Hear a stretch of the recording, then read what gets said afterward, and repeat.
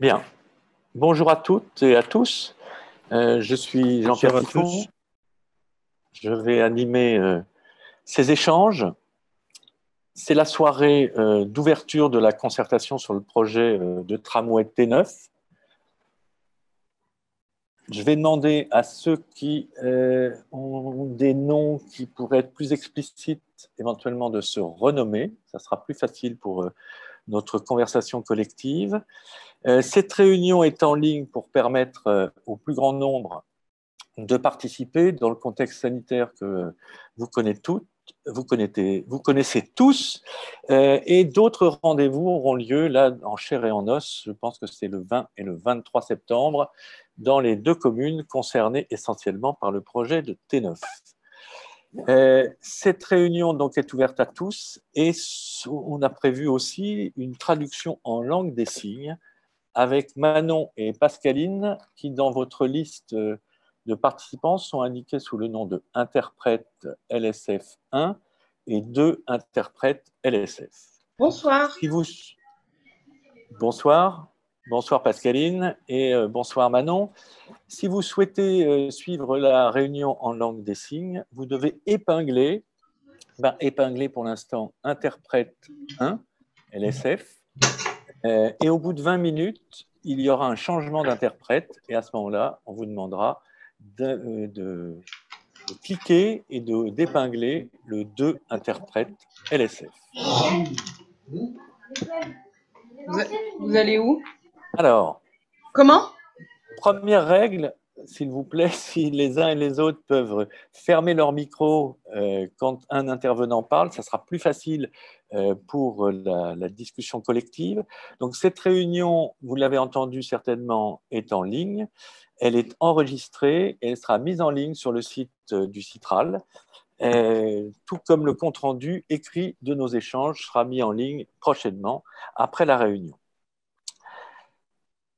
Pour bien fonctionner ensemble, le mieux est de pouvoir fermer vos micros, les rendre muets. Ça permet une écoute plus agréable pour les uns et les autres. De toute façon, nous aurons un temps d'échange d'environ 1h15, où là, vous pourrez redemander la parole. Bonsoir à tous. Soit en utilisant le chat, soit en demandant la parole. Le chat, donc c'est en bas dans Converser, soit en demandant la parole. Et à ce moment-là, vous avez une main, vous cliquez sur la main qui se lève dans Réaction et vous serez en tête de la liste des intervenants. Et comme ça, je pourrai vous donner la parole. Si jamais votre connexion Internet ne fonctionnait pas, vous pouvez rejoindre la réunion avec votre téléphone portable au 01 86 99 58 31 avec un numéro de réunion qui est le 816 31 25 91 15. Ça vous permettra de nous rejoindre. Nous sommes à peu près là au lancement de cette réunion, 128 participants, 129 à l'instant. Et je vous propose qu'on lance un petit sondage qui nous permet de savoir qui vient d'où et de quelle ville. Donc, je vais d'abord vous demander de choisir dans quelle ville habitez-vous. Est-ce que c'est Vaux-en-Velin, Villeurbanne, Lyon, une autre ville? À ce moment-là, si vous répondez, allez-y. C'est bon, c'est répondu. Hein. Pas tout le monde, pas tout le monde. Ah, pas tout le monde. Voilà. Et la deuxième question, si vous habitez Vaux-en-Velin ou Villeurbanne, dans quel quartier habitez-vous? Aujourd'hui, on a 57 réponses sur les 126. On va essayer encore quelques instants. Pas mon quartier à Vaux-en-Velin. Ah. Parce que j'habite le village. Ah. Et on n'a pas indiqué le village. Et non. C'est un autre quartier. Voilà. Et ben voilà, c'est une erreur. Mea culpa, monsieur. Donc, je ne mets rien du tout. Mais vous êtes, on a entendu, vous êtes habitant du village. Je suis Pierre Bernéo-Roussel, conseiller municipal. Conseiller municipal. Merci beaucoup. Donc, on a maintenant 78 personnes sur les 127. Allez, je vous donne encore 15 secondes. Non, ça a l'air stable. Donc, je vous propose qu'on mette fin au vote et qu'on partage les résultats. Ça y est, c'est partagé. Donc, 44% des participants sont de Vaux-en-Velin, 31% de Villeurbanne, 14% de Lyon et 12% d'une autre ville. Et dans les quartiers, 10% des participants sont de La Soie, La Balme et Lactas, 21% du centre-ville de Vaux-en-Velin, 1% Mas du Taureau, 5% de Saint-Jean, 9% les Bluets, Croix, Luizet et Ladois, 5% de Charpennes et 49% d'un autre quartier, puisqu'ils sont sûrement OK. Alors, on sait à peu près qui vous êtes aujourd'hui là dans cette réunion. Et je vais vous présenter maintenant les différents intervenants qui vont prendre la parole tour à tour. Donc, je vais donner dans quelques instants la parole à Bruno Bernard. Bruno Bernard, président du Citral. Vous êtes là, Monsieur Bernard? Oui, bonsoir à toutes et tous. Bonsoir. Hélène Geoffroy, maire de Vaux-en-Velin. Vous êtes là, Madame Geoffroy? Oui, moi, on vous voit. Oui, je suis là. Je suis Très bien bien. là. Parfait. Le maire de Villeurbanne, Cédric Van Stevendale. Bonsoir à chacune et chacun d'entre vous. Et puis est avec nous aussi vice-présidente de la métropole, Béatrice Vessillier. Bonsoir. Bonsoir. Nous avons avec nous aussi deux garants de la concertation, puisqu'ils ont été désignés par la Commission nationale du débat public et ils prendront la parole tout à l'heure. Et ensuite, prendront la parole aussi Sandy Sinapayel, sera présent avec nous et pourra répondre aussi aux questions Gauthier Rouet, qui est directeur adjoint du développement, et la responsable de la concertation, qui prendra aussi la parole tout à l'heure, Séverine Lardelier. Donc, ce que je vous propose, c'est de nous lancer dans notre réunion. On a prévu de vous donner la parole à peu près 19h05, et je donne tout de suite la parole à Bruno Bernard, le président du Citral. Eh bien, bonsoir à toutes et tous. Heureux d'être nombreux ce soir, puisque je vois que nous sommes 150. Donc, je salue chacune et chacun d'entre vous, en particulier les maires de Villeurbanne et de Vaux-en-Velin, leurs adjoints, et la vice-présidente au Citral, Béatrice Vessillier, qui a présidé le comité de pilotage de cette ligne de tramway T9, et enfin les garants de la CNDP présents avec nous ce soir. Nous avons des enjeux de mobilité très forts sur l'agglomération lyonnaise pour rendre plus facile la vie des habitants, mais aussi pour lutter contre la pollution, réduire les fractures nos quartiers, et puis c'est de pouvoir d'achat quand on peut offrir des alternatives à la voiture et permettre à un foyer de supprimer une voiture pour passer au transport en commun. Ce sont des économies importantes pour les foyers qui peuvent se permettre de supprimer une voiture. Le plan de mandat du Citral est ambitieux. Nous avons doublé les investissements dans les transports en commun. Ce sont 2,5 milliards d'euros qui vont être réalisés dans le plan de mandat destination 2026. C'est par exemple 25 km de tramway supplémentaires, notamment cette ligne T9, qui vont permettre de desservir des quartiers populaires et des villes périphériques au centre de l'agglomération. C'est également la prolongation de la ligne du métro B jusqu'à Savigny-Laval. C'est un projet de transport par câble. Ce sont de nombreux corridors bus. Et puis, c'est aussi la transition énergétique des véhicules avec l'achat de plus de 400 trolleybus et bus, soit électriques, soit au gaz naturel de ville, pour permettre cette transition énergétique. Nous avons également mis en place, depuis maintenant le 1er janvier, une tarification solidaire qui permet aux plus précaires d'avoir des abonnements soit gratuits, soit des abonnements mensuels à 10 euros. C'est déjà plus de 10% de la population de Villeurbanne et plus de 12% de la population de Vaux-en-Velin qui profitent de cette tarification solidaire. Aujourd'hui, nous sommes là pour parler de la ligne de tramway T9, ligne importante, un budget conséquent de 224 millions d'euros pour ce tramway qui va aller de Charpennes à Vaux-en-Velin-la-Soie et qui va permettre de désenclaver plusieurs quartiers populaires. Je pense naturellement au Mas du Taureau à Vaux-en-Velin, à Villeurbanne-Saint-Jean qui devrait connaître un développement urbain important dans les années qui viennent, ou encore au quartier des Buères, au nord des Buères, puisque la ligne passera tout près. Ça va aussi améliorer la desserte des autres quartiers en développement, comme celui de la Soie. Cette ligne va permettre aussi de relier les deux pôles universitaires de la Doua et de Vaux-en-Velin, d'avoir un accès à Villeurbanne Centre. Donc, c'est vraiment un plus pour les habitants. On a également un excellent maillage avec les autres lignes de transport en commun, les métros, le métro A et le métro B. Toutes les lignes de tramway quasiment sont concernées par cette liaison. Et puis, on a aussi également Rhône Express. Et enfin, on va profiter de cette ligne pour créer un réseau express vélo tout le long de la ligne. Donc, ça va permettre aussi un développement important du vélo sur le même parcours que celui du tramway.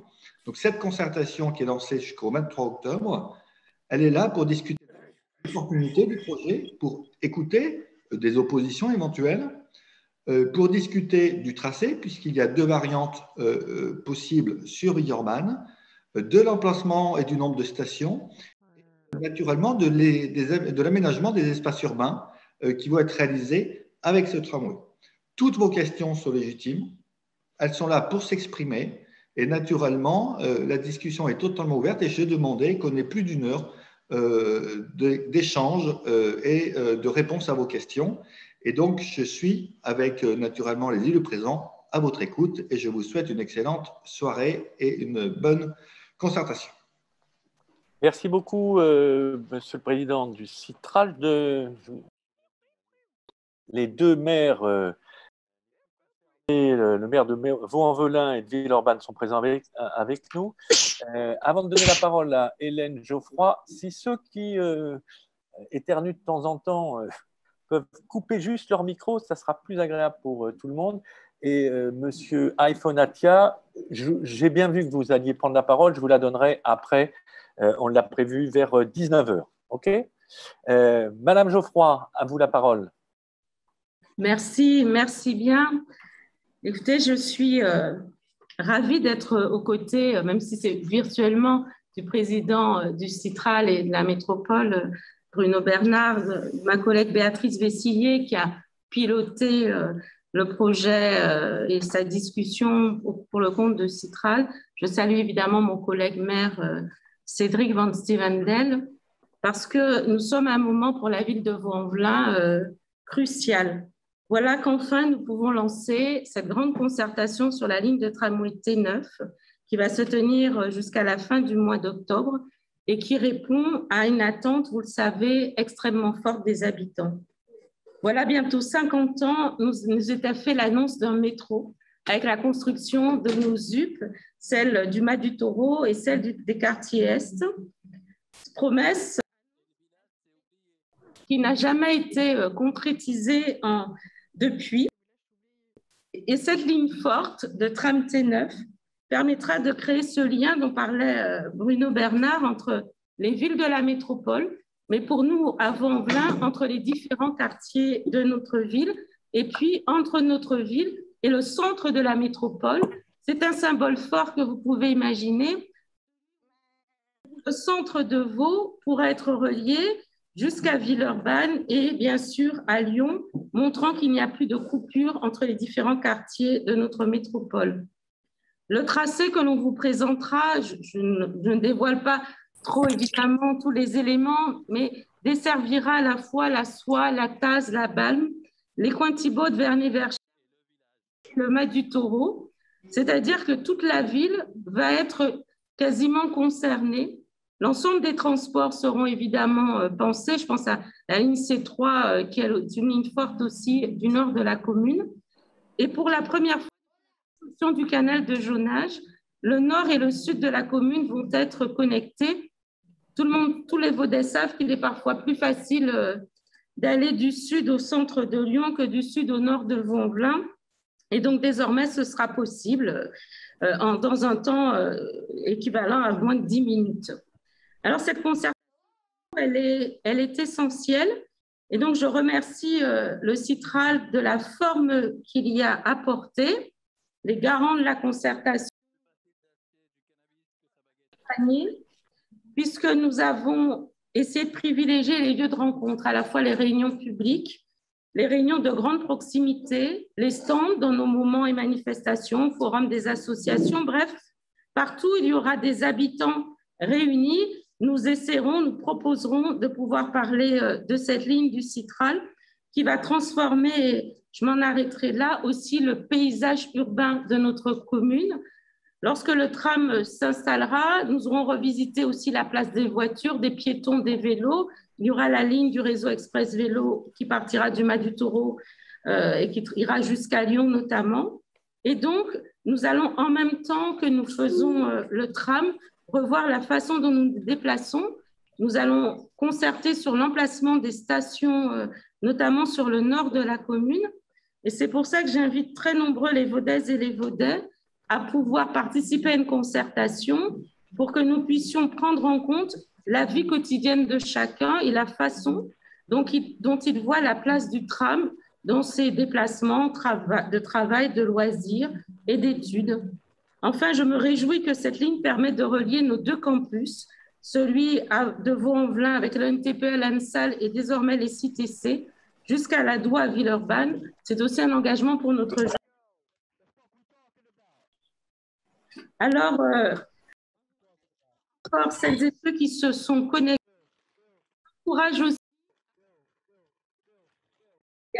j'encourage aussi à ce que celles et ceux qui sont connectés ce soir se fassent les ambassadeurs de cette concertation afin que nous soyons extrêmement nombreux à pouvoir réussir ce mode de transport majeur qui va enfin faire de Vaux-en-Velin une ville connectée comme toutes les autres.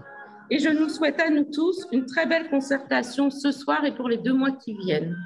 Je vous rends la parole. Merci beaucoup, madame. Donc, je vous passe la parole, monsieur le maire de Villeurbanne. Merci à vous tout de suite. Merci, monsieur Tiffon. Bonsoir à chacune et à chacun d'entre vous. Bien sûr, bonsoir aux Villeurbanaises et aux Villeurbanais, mais aux Vaudaises et aux Vaudais également. Et puis, il y a quelques habitants de la métropole qui nous ont également rejoints. Je salue mes collègues élus, Bruno Bernard, président du Citral, Béatrice Bessillier, vice-présidente de la métropole en charge de l'urbanisme, et puis Hélène Geoffroy, maire de Vaux-en-Velin, puis ainsi que les élus villeurbanais qui sont avec nous. Je voudrais remercier le Citral de, une nouvelle fois, se prêter à l'exercice d'organiser un moment de concertation qui n'est pas toujours facile à cause des contraintes sanitaires et avec ces visioconférences qui sont parfois frustrantes pour les uns ou pour les autres, mais qui permettent quand même une expression importante à un moment stratégique pour les villes. Et je dis les villes, madame le maire de Vaux-en-Velin, de Villeurbanne et de Vaux-en-Velin, puisque nous avons en commun ce tracé et qu'il est important pour les habitantes et les habitants de nos 2 villes. Je veux aussi remercier les associations, les acteurs économiques, puis l'ensemble des services publics qui se mobilisent autour du projet. Vous l'avez dit, chère Hélène Geoffroy, madame le maire, que c'est un moment à la fois historique pour nos 2 villes et pour un certain nombre de quartiers, et je pense notamment à celui de Saint-Jean qui attendait depuis longtemps cette possibilité d'être relié à d'autres territoires par une ligne de transport en commun forte. Ce projet T9 est extrêmement important pour nos 2 villes. En fait, c'est un projet qui va créer des liens bien sûr physiques, mais qui va permettre aussi de se déplacer. D'abord des liens entre nos 2 villes, puisqu'on vient de le voir, et pas seulement entre les campus avec le corridor universitaire, mais aussi entre les différents quartiers. C'est un lien important pour le quartier Saint-Jean qui va pouvoir être relié à 2 endroits importants de la ville, Charpennes, qui permet d'accéder à un certain nombre d'autres lignes de transport en commun importantes, et on met avec ce projet Charpennes à une quinzaine de minutes de Saint-Jean, ou Saint-Jean à une quinzaine de minutes de Charpennes, selon comment on le prend, et puis également un autre endroit important qui est le quartier de la Soie, qui est un autre quartier que nous avons en commun entre la ville de Villeurbanne et de Vaux-en-Velin. Des liens aussi importants dans le cadre du projet urbain de Saint-Jean et des solutions de transport pour demain, avec la question notamment des déplacements en mode doux vélo qui a été évoquée par le président du Citral, Bruno Bernard. Et puis également des liens pour le quartier des Buères, avec des sous-quartiers que les Villeurbanaises et les Villeurbanais se connaissent, avec le terrain des Sœurs, avec le quartier de Pranard, avec le secteur de Croix-Luiset, qui vont également se retrouver desservis par cette nouvelle ligne. Mais cette ligne de transport en commun, le T9, ne suffira pas à régler un certain nombre de difficultés de transport, et c'est pour cela que nous avons aussi des discussions qui ont été engagées avec le Citral pour améliorer les dessertes via les lignes 7 et 37, puisque ce sont des demandes importantes qui ont été formulées par les habitantes et les habitants de Vaux-en-Velin et de Villeurbanne, parce que je crois qu'il faut se dire que l'amélioration des transports, l'amélioration de la desserte, les changements dans nos pratiques de déplacement, bien sûr, ça passe par le tram, mais ça passe aussi par l'amélioration d'un certain nombre de lignes qui existent. Ce projet qui vous est présenté ce soir donne des orientations importantes, des choses sont déjà décidées, mais d'autres restent encore à débattre avec vous. Je pense notamment aux deux alternatives sur la rue Salingro ou sur la rue de la Fessine. Donc, c'est un tracé qui reste encore en option et le débat va s'ouvrir. Et puis aussi sur le positionnement de certaines stations, notamment dans le quartier de Saint-Jean. Donc, on a vraiment besoin de vous. Ce soir, nous sommes en visio, mais pour les Villeurbanaises et les Villeurbanais, nous nous retrouverons le 23 septembre à 20h, cette fois-ci en présentiel, pour continuer ces échanges. On compte sur vous pour pouvoir les animer, nous faire part de vos intentions, de vos souhaits, pour qu'on puisse ensemble construire ce projet de tram qui, je le redis une nouvelle fois, est extrêmement important pour nos deux villes. Et c'est ce qui fait que je suis ravi d'être aux côtés d'Hélène Geoffroy ce soir, de Bruno Bernard et de Béatrice Bessillier pour vous le présenter et échanger avec vous. Je nous souhaite une bonne réunion de concertation. Merci beaucoup, Monsieur Lebert. Alors, je vais maintenant donner la parole, sachant qu'on a un tout petit peu dépassé notre timing pour vous donner la parole tout à l'heure. Je vais donner la parole tout de suite aux deux garants de la concertation, Valérie Dejour et Jean-Luc Campagne. C'est à vous. Oui, bonsoir tout le monde. Donc, Valérie Dejour et mon collègue Jean-Luc Campagne qui complétera ensuite mes propos. Donc, nous sommes les deux garants de la Commission nationale du débat public. La Commission nationale du débat public, c'est une autorité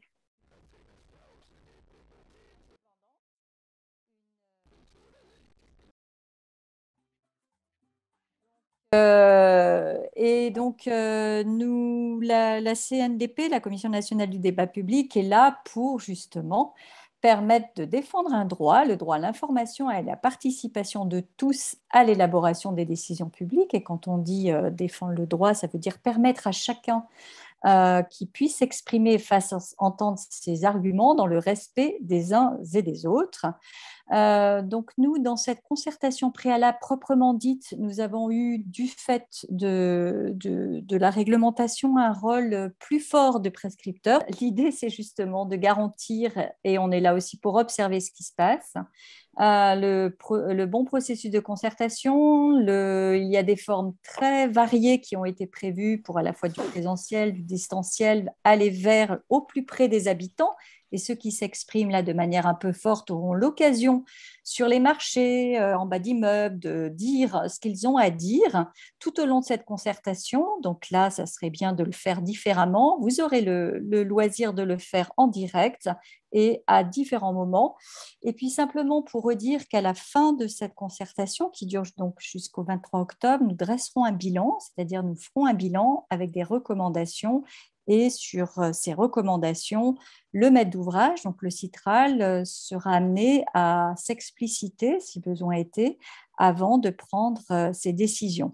Dans ce cadre réglementaire, nous pouvons aussi dire que la concertation continue s'effectuera jusqu'à l'enquête publique. La loi l'a prévu, même si le Citral l'avait déjà anticipé avant ce cadre réglementaire. Jean-Luc, je te laisse juste dire un mot et je vous souhaite une belle réunion ce soir. Nous sommes là jusqu'à la fin, évidemment, et nous recevons aussi des messages en direct. Nous en avons déjà reçu pour le T9. Bonsoir à toutes et tous. Voilà, juste pour compléter rapidement les propos de Valérie, dire que finalement, cette concertation, bien sûr, elle est ouverte sur les questions, comme cela a été rappelé, sur les questions d'opportunité du projet, sur les alternatives possibles, mais aussi sur le sujet de son insertion, comment il va participer à la vie locale et quotidienne de ce secteur de l'Est lyonnais. Moi, j'insisterai par rapport à ça sur la dimension collective aussi que recouvre cette concertation, puisque à travers ce processus, il s'agit aussi d'enrichir, d'implémenter le projet, faire en sorte que quelque part les contributions de chacun contribuent à l'améliorer. Et donc nous, en tant que garant, on sera justement vigilant à ce que chacun puisse prendre la parole et puisse avoir un accès à cette prise de parole et aussi avoir un retour pour avoir une idée de la façon dont ont été prises en compte les diverses contributions. Voilà, je vous souhaite à tous une excellente réunion. Merci beaucoup. Donc, je vais tout de suite, on va rentrer là dans le vif du sujet. On a pris quelques minutes de retard. Je vais donner la parole pour rentrer plus précisément dans le détail du projet à Sandy Sinapayel. Mais avant, peut-être qu'elle ne prenne directement la parole et vous présente plus précisément le projet, je vous propose une vidéo assez courte qui présente le projet dans ses grandes lignes. En 2026, une nouvelle ligne de tramway reliera le pôle d'échange multimodal de Vaux-en-Velin-la-Soie à Charpennes, à Villeurbanne, en passant par le centre de Vaux-en-Velin. Elle répondra aux objectifs du plan de mandat 2021-2026 du Citral, qui prévoit d'accélérer le développement du réseau de transport public et la multimodalité. Pourquoi le tramway T9 ? Cette ligne répondra aux besoins de déplacement entre le nord et le sud de Vaux-en-Velin, entre Saint-Jean et Lyon-Villeurbanne et reliera les campus. Ce nouveau tramway sera connecté à plusieurs lignes fortes du réseau TCL. Alternative efficace à la voiture individuelle, il participera aussi à la transformation de la ville en proposant tout au long du tracé végétalisation, itinéraires piétons et cyclables, dont une partie du réseau express vélo. Montons dans le tramway. Depuis la Soie à Vaux-en-Velin, le tramway s'engage sur l'avenue Bataillon-Carmagnole-Liberté. Il emprunte la rue Brunel, puis le boulevard urbain Est pour desservir les quartiers de la Soie, la Taze, la Balme, avant de franchir le canal de Jonage par le pont de la Soie. Il remonte l'avenue Paul-Marcellin, puis l'avenue Georges Dimitrov, jusqu'à la rue Émile Zola, où T9 rejoint la ligne C3. Il parcourt ensuite l'avenue Maurice Thorez et le secteur en renouvellement urbain du Mas du Taureau avant de rejoindre l'avenue d'Orchat, puis arrive à Villeurbanne par l'allée du Mans. T9 permet de desservir le nord du quartier de Saint-Jean en renouvellement urbain avant de traverser le canal de Jonage sur un nouveau pont. Pour rejoindre le campus de la Doua, deux variantes sont proposées, depuis le rond-point Charles de Gaulle par la rue de la Fessine, puis l'avenue Einstein, ou par l'avenue Salengro, puis la rue du Luiset. T9 rejoint ensuite Charpennes par les voies existantes de T1 et T4. Le T9, c'est 11,5 à 11,7 km de ligne, 12 à 13 stations, 36 minutes de temps de parcours entre Vaux-la-Soie et Charpennes, un tramway toutes les 10 minutes en heure de pointe, avec 27 000 à 36 000 voyageurs attendus chaque jour en 2030. Votre avis compte. Le Citral organise une concertation préalable sous l'égide de la Commission nationale du débat public. Pendant 2 mois, vous avez la parole. Informez-vous, participez au temps d'échange, donnez votre avis. Grâce à votre participation, le projet T9 pourra évoluer selon vos besoins. Retrouvez l'ensemble des informations sur le projet et la concertation et participez sur t9-citral.fr. Construisons ensemble le tramway T9. Sandy, on va aller directement à votre présentation sans passer par le sondage qu'on avait prévu sur le niveau de connaissance du projet. Vous êtes la chef du projet de T9. Eh bien, allez-y, rentrons dans le détail maintenant. Bonsoir à tous. Alors, donc, ce petit film vous a présenté rapidement ce qu'était le tracé de la ligne T9. On va peut-être revenir un peu dans le temps pour vous expliquer comment ce tracé a émergé. Il faut savoir que des études ont été menées depuis 2020 par le Citral en partenariat avec la métropole de Lyon, la ville de Vaux-en-Velin et la ville de Villeurbanne. Et c'est ensemble que nous avons adopté une démarche progressive organisée en 4 étapes pour déterminer ce tracé. Donc, la première étape a été de réaliser un diagnostic pour mieux comprendre le territoire et ensemble définir les enjeux et les objectifs que devait remplir la ligne T9. Ensuite, nous avons mené des études d'opportunité qui ont permis de retracer tous les itinéraires possibles et envisageables pour cette ligne. Et au travers d'études de faisabilité et d'études de faisabilité approfondies, nous les avons évaluées via 10 critères, dont le potentiel de desserte, le niveau de performance, la complémentarité avec les autres lignes de transport en commun, mais aussi les autres modes, et la qualité de l'insertion publique. Et du coup, le tracé qu'on vous présente aujourd'hui, c'est le tracé qui répond le mieux aux enjeux qui ont conjointement été définis. Donc, ce tracé, le petit film vous l'a présenté, donc on ne va peut-être pas forcément revenir dessus.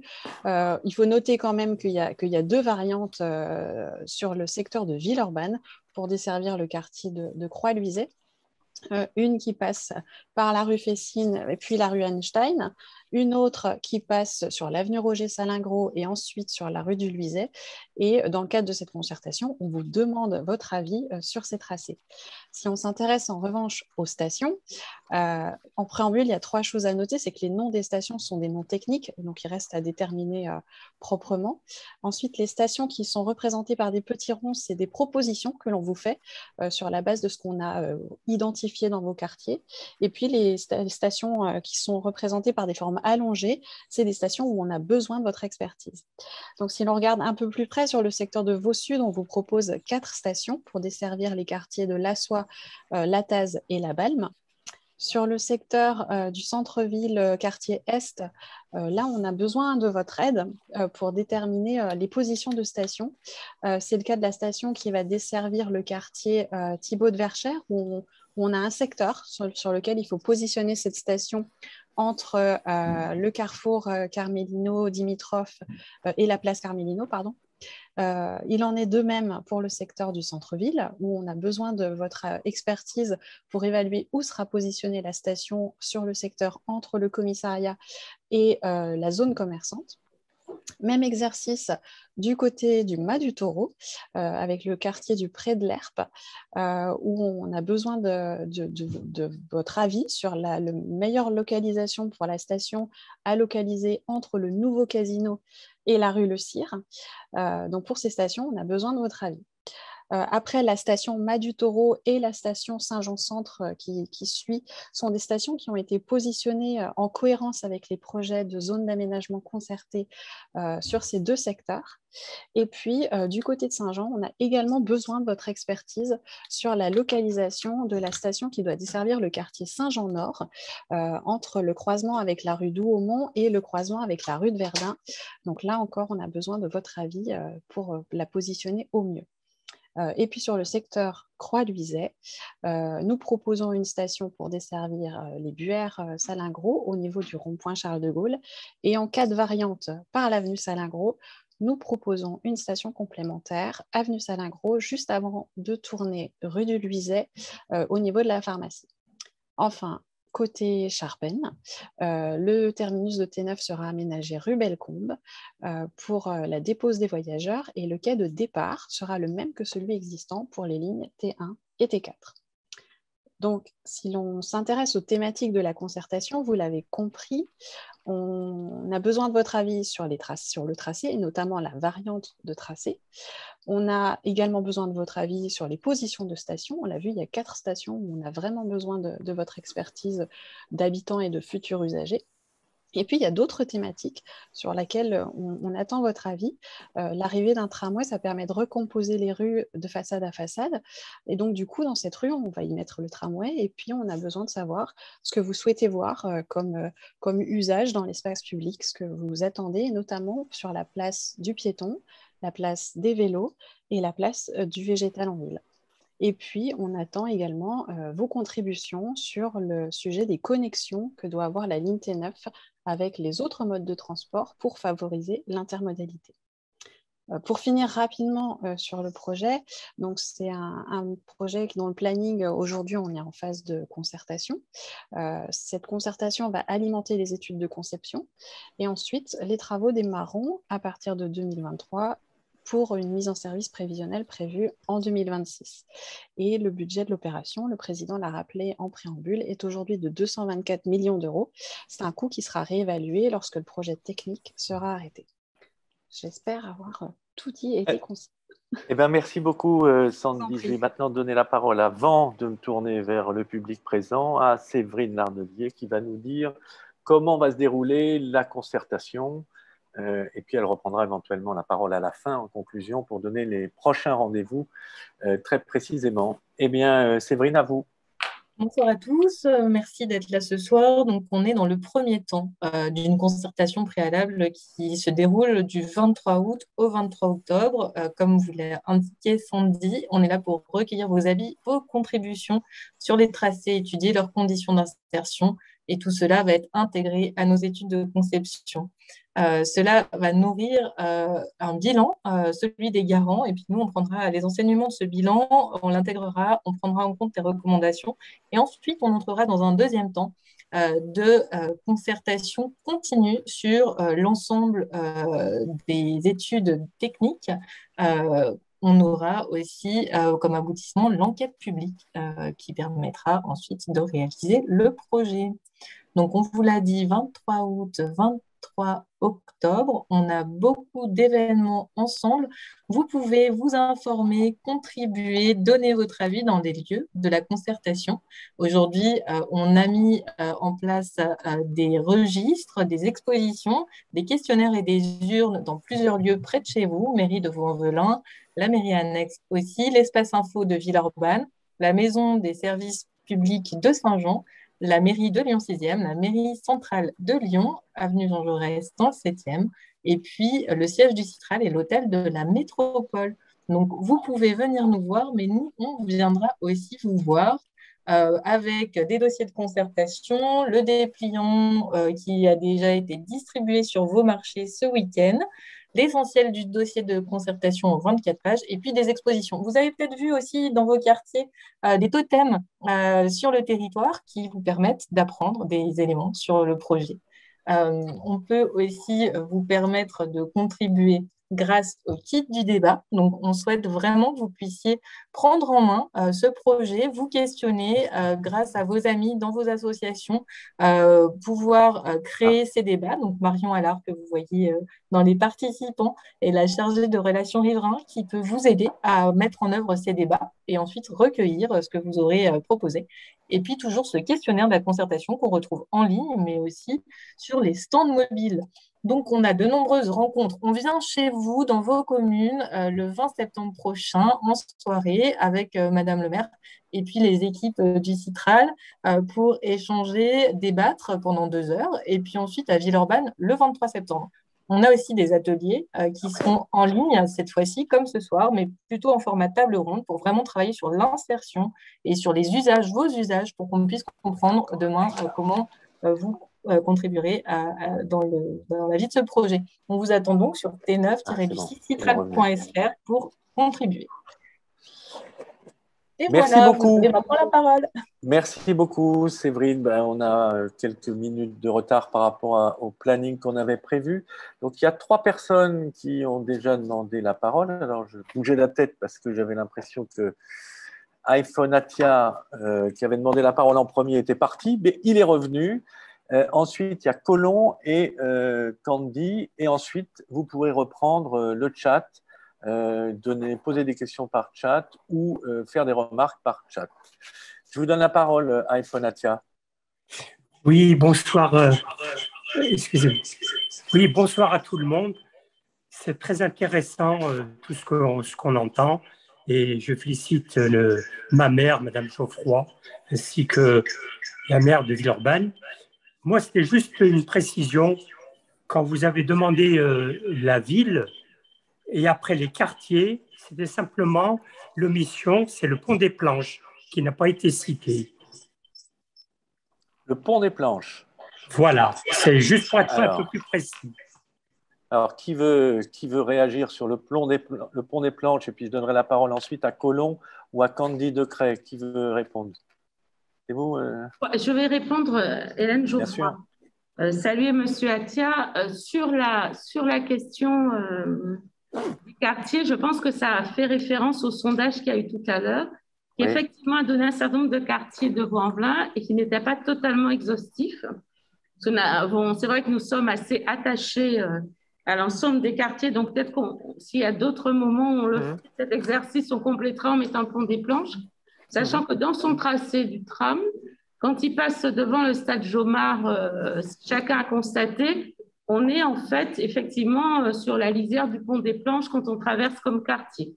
Donc en termes de précision, c'est vrai. Hein, quand on va remonter depuis le pont du BIE, le pont de la Soie, pardon, pour aller vers l'avenue Georges Dimitrov, pendant un temps, on longe le quartier du pont des Planches. Donc, on pourra le rajouter dans ce qu'on exprime. Voilà. Merci beaucoup, Madame le maire. On va donner la parole à Candy Decret, si elle est toujours là. Candy Decret. Oui, bonjour. Est-ce que vous m'entendez? Oui, on vous entend très bien. On ne voit pas votre visage, mais on vous entend. Alors, voilà, ça y est. Moi. Très bien. Bonjour. Voilà, en fait, je suis une nouvelle vaudaise. J'ai investi fin 2019 à Vaux-Carré-de-Soie, du côté, en fait, du quartier qui est autour de l'usine de la Taz, le secteur résidentiel. Moi, je suis assez surprise parce que le tracé, vous nous dites effectivement qu'il est déjà établi pour Carré-de-Soie Sud, sauf que quand j'ai acheté ici, on avait clairement dit que les jardins étaient à valoriser, qu'on était vraiment pour de la végétalisation. Et le choix, en fait, de faire une prolongation sur la rue Brunel en plein milieu d'un terrain vert, en fait, qui est en jachère, je trouve que c'est à la fois… j'ai peur, en fait, que du coup, au niveau de la faune et de la flore, ça réduit sa végétalisation. Et il ne faut pas oublier qu'on est déjà, nous, en fait, sur un couloir aérien, donc avec des problématiques de pollution, de bruit. Et en fait, je me dis, l'arrivée du parc, du tramway juste en bout de ce quartier-là, est-ce que ça ne va pas nous rajouter du bruit supplémentaire? Donc, j'ai beaucoup de questions, en fait, par rapport à ce tracé qui va vraiment du boulevard Est jusqu'à l'espace Carmagnole sur la pollution du bruit, comment vous allez effectivement la gérer, la végétalisation, comment vous allez la respecter. Et par rapport au quartier, on a quand même un quartier qui commence à devenir de plus en plus dense avec les nouvelles constructions neuves. Et tous ceux qui sont en circulation de voiture, parce que tout le monde ne va pas utiliser le tramway, et le chemin que vous empruntez sur l'espace Carmagnole pose beaucoup de questionnements sur demain, comment ça va se passer avec les voitures. Ouais, c'est le bruit du tramway, la végétalisation, le respect de la faune et de la flore, et la circulation des voitures, il ne faudrait pas qu'elle soit encore plus détériorée qu'elle n'est aujourd'hui. Merci beaucoup, Madame Laure. Qui peut répondre? Il peut y avoir Sandy, Hélène Geoffroy, Bruno Bernard qui se lance dans la réponse. Moi, je veux bien répondre sur Allez-y, Madame Geoffroy. Technique, mais répondre sur les enjeux urbains parce que, Madame Decret, je vous remercie d'avoir choisi la commune de Vaux-en-Velin pour vous installer. Ça nous fait toujours extrêmement plaisir d'accueillir de nouveaux habitants, même si la période depuis 2020 a été un peu complexe pour les rencontres. L'emprise dont vous parlez, en réalité, elle est prévue pour des moyens de transport depuis plus de 15 ans. Donc, ce n'est pas quelque chose de nouveau. Alors, je ne sais pas, évidemment, on vous a induit en erreur au moment de votre achat si on vous avait dit que rien ne bougeait. Sur la question de la construction, aujourd'hui, le rythme des constructions est gelé, puisque je vous rappelle que nous sommes en train de finir les derniers grands programmes sur le Carré de Soie. Donc, il n'y aura plus autour, en tout cas, de la nouvelle école Odette Cartaillac, là où vous êtes visiblement, de nouvelles constructions. En revanche, sur le site de la rue Brunel, le Catupolan, c'est des endroits sur lesquels il y avait des réserves foncières qui avaient été faites, soit pour construire, soit pour les questions de transport. Sur la végétalisation, j'essaierai le Citra de répondre plus précisément. La réalité, c'est qu'avec le tram, nous réduisons plutôt la circulation automobile puisque nous l'augmentons. Donc, je ne crois pas que vous deviez avoir d'inquiétude de cette nature. Et ça nous permettra en tout cas de relier l'endroit où vous habitez au nord de la commune où il y a une partie aussi de nos équipements publics. Voilà, et je laisse le Citral pour… Merci. Alors, un complément, c'est ça de… Sandy? Oui, je me demandais si peut-être Madame Béatrice Vessilly voulait réagir. D'accord. Je ne sais pas. On ne vous entend pas, Madame Vessilly. Ah oui, il faut lui ouvrir le micro à Madame Vessilly. C'est bon? Oui, vous avez la parole. Ah oui, non. Oui. C'est bon, voilà, là, c'est comme bon. ça? Bon. Oui, c'est bon. Oui, sur la question du bruit, alors, effectivement, on peut comprendre vos interrogations et vos inquiétudes.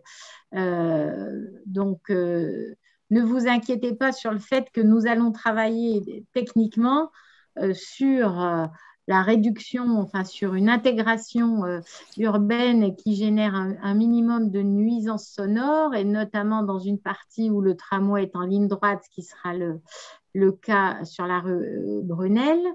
On a aussi des techniques qui permettent de minimiser les nuisances sonores. Et comme l'a dit Madame le maire, hein, globalement, on espère que dans ce quartier-là, l'insertion du tramway va réduire sensiblement la circulation automobile. Du coup, vous n'aurez plus le bruit de la circulation.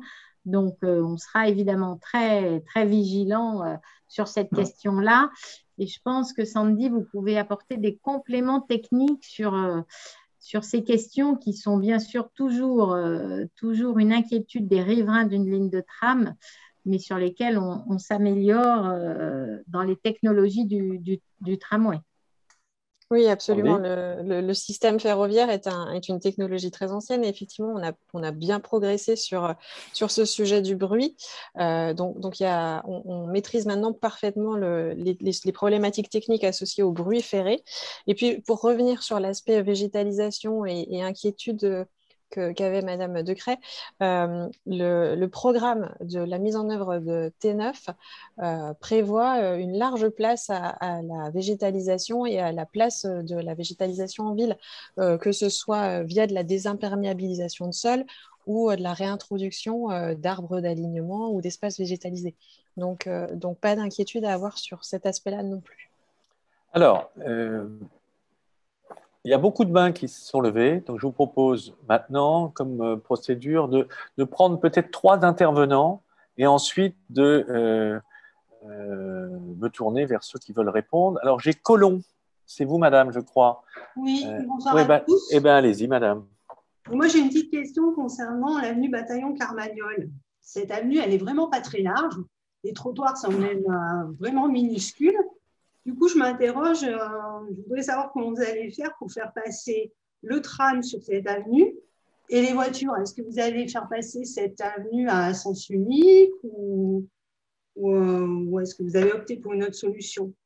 Et sinon, pour en revenir à la végétalisation, pareil, le tracé sur l'avenue Bataillon Carmagnole, est-ce que les voies seront végétalisées? Est-ce qu'il y aura du gazon ou pas?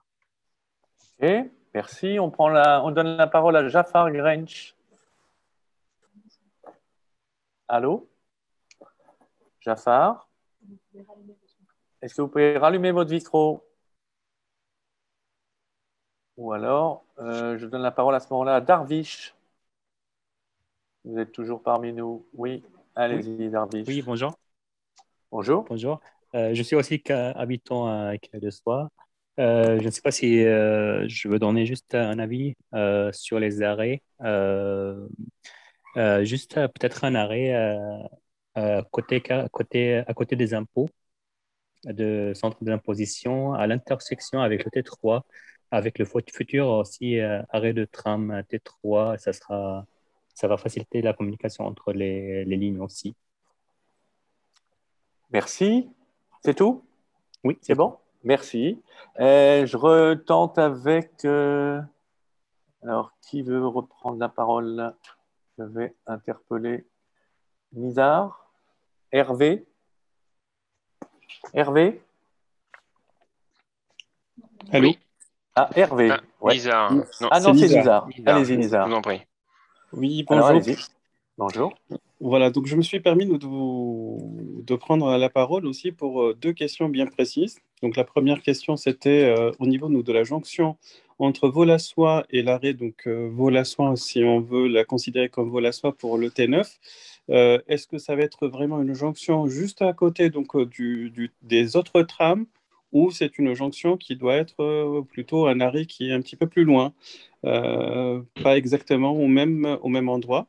Donc ça, c'est une première question. Et la deuxième question, effectivement, au niveau donc, de la circulation. Donc là, je reviens un petit peu à ce qui a été dit, mais un petit peu plus loin. Au niveau donc, de la circulation sur le pont, donc sur les ponts, ça, c'est une première chose. Et au niveau donc, des voies et des avenues avenue Georges Dimitrov, comment ça va se passer? Est-ce que ça va être juste pour le tram où il va y avoir aussi circulation des voitures et autres, bien sûr, moyens de transport?